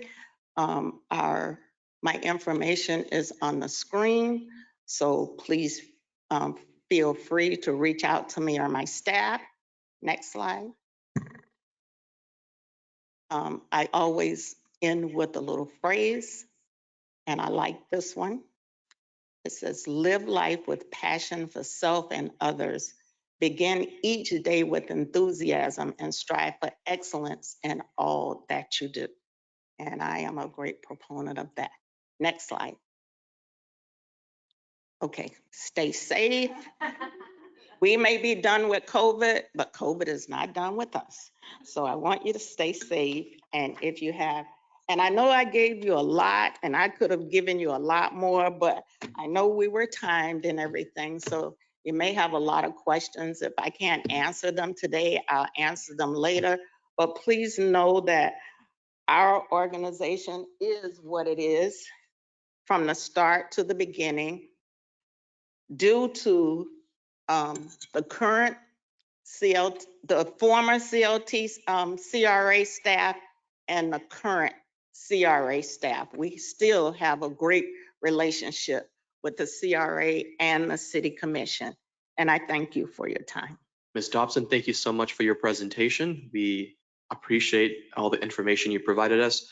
My request for now would be just if you have copies of that primer, please do share that with us. And I know that I'll be doing a deeper dive into the topic. Let's open the floor to board member questions and comments.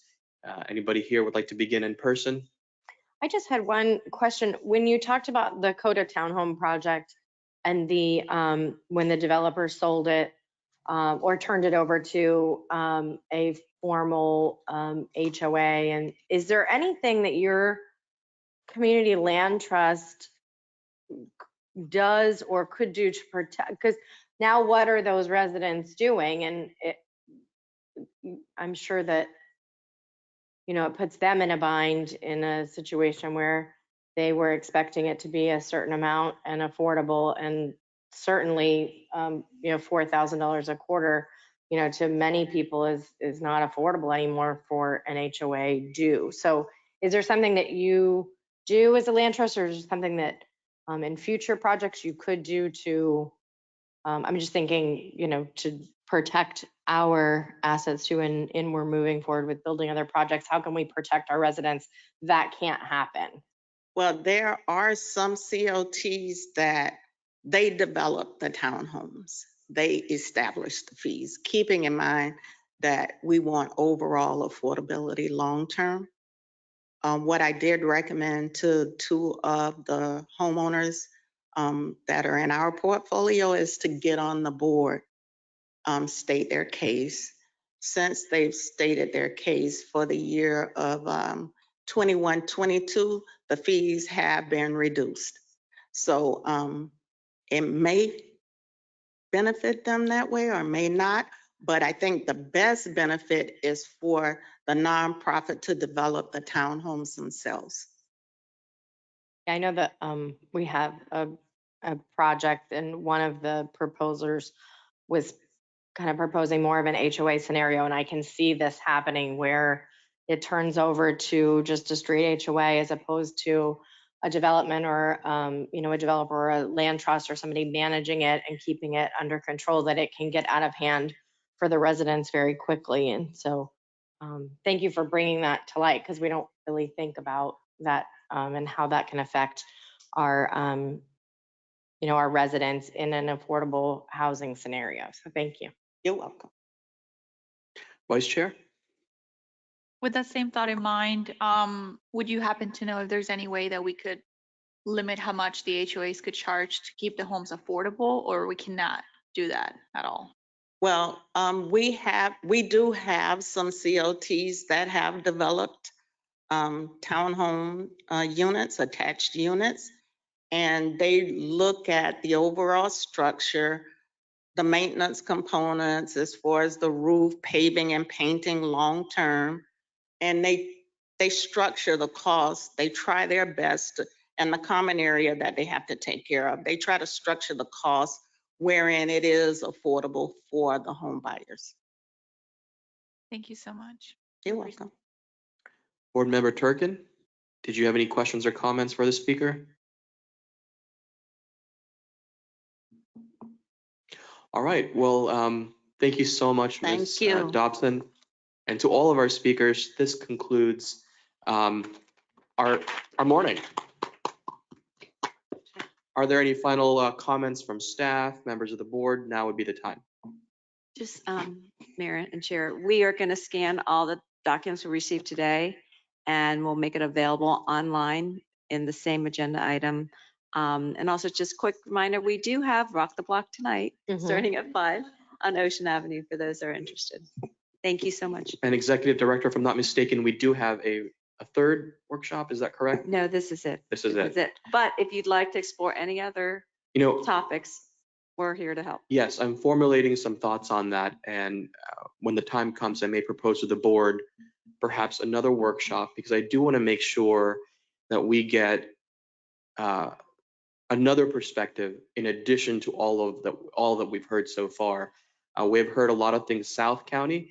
I am personally very curious what North County is doing. So that might be prudent, but let me gather some thoughts on that and I'll bring it forward to you and the board. I could also bring in the private sector. private sector. Yes. We want to get a If you'd like holistic to do that, you know, view of, we can take our cues from you, but there's endless things that we can do to help, you know, get that cooperation, get those relationships and understanding together. So. all right, thank you so much. I just wanted to at least throw that out there now.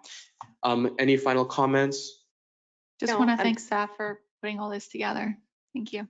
Okay, thank you.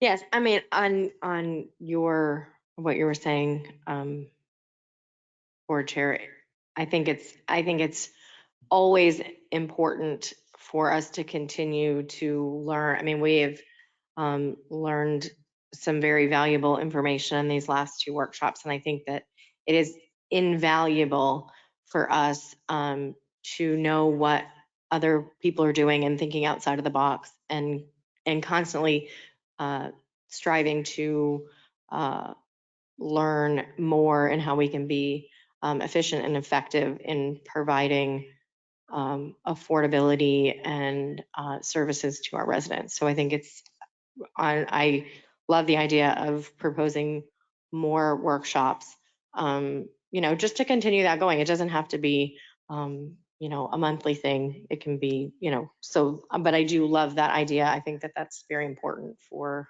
all of us. Thank you so much. With that being said, if there's nothing else, I'd like to take a motion to adjourn this morning's, I Motion almost to said evening, adjourn. this morning's workshop. We have a motion and a second. All those in favor say aye. Aye. Aye. All those opposed, the motion passes unanimously. Thank you so much, everybody, and all the speakers.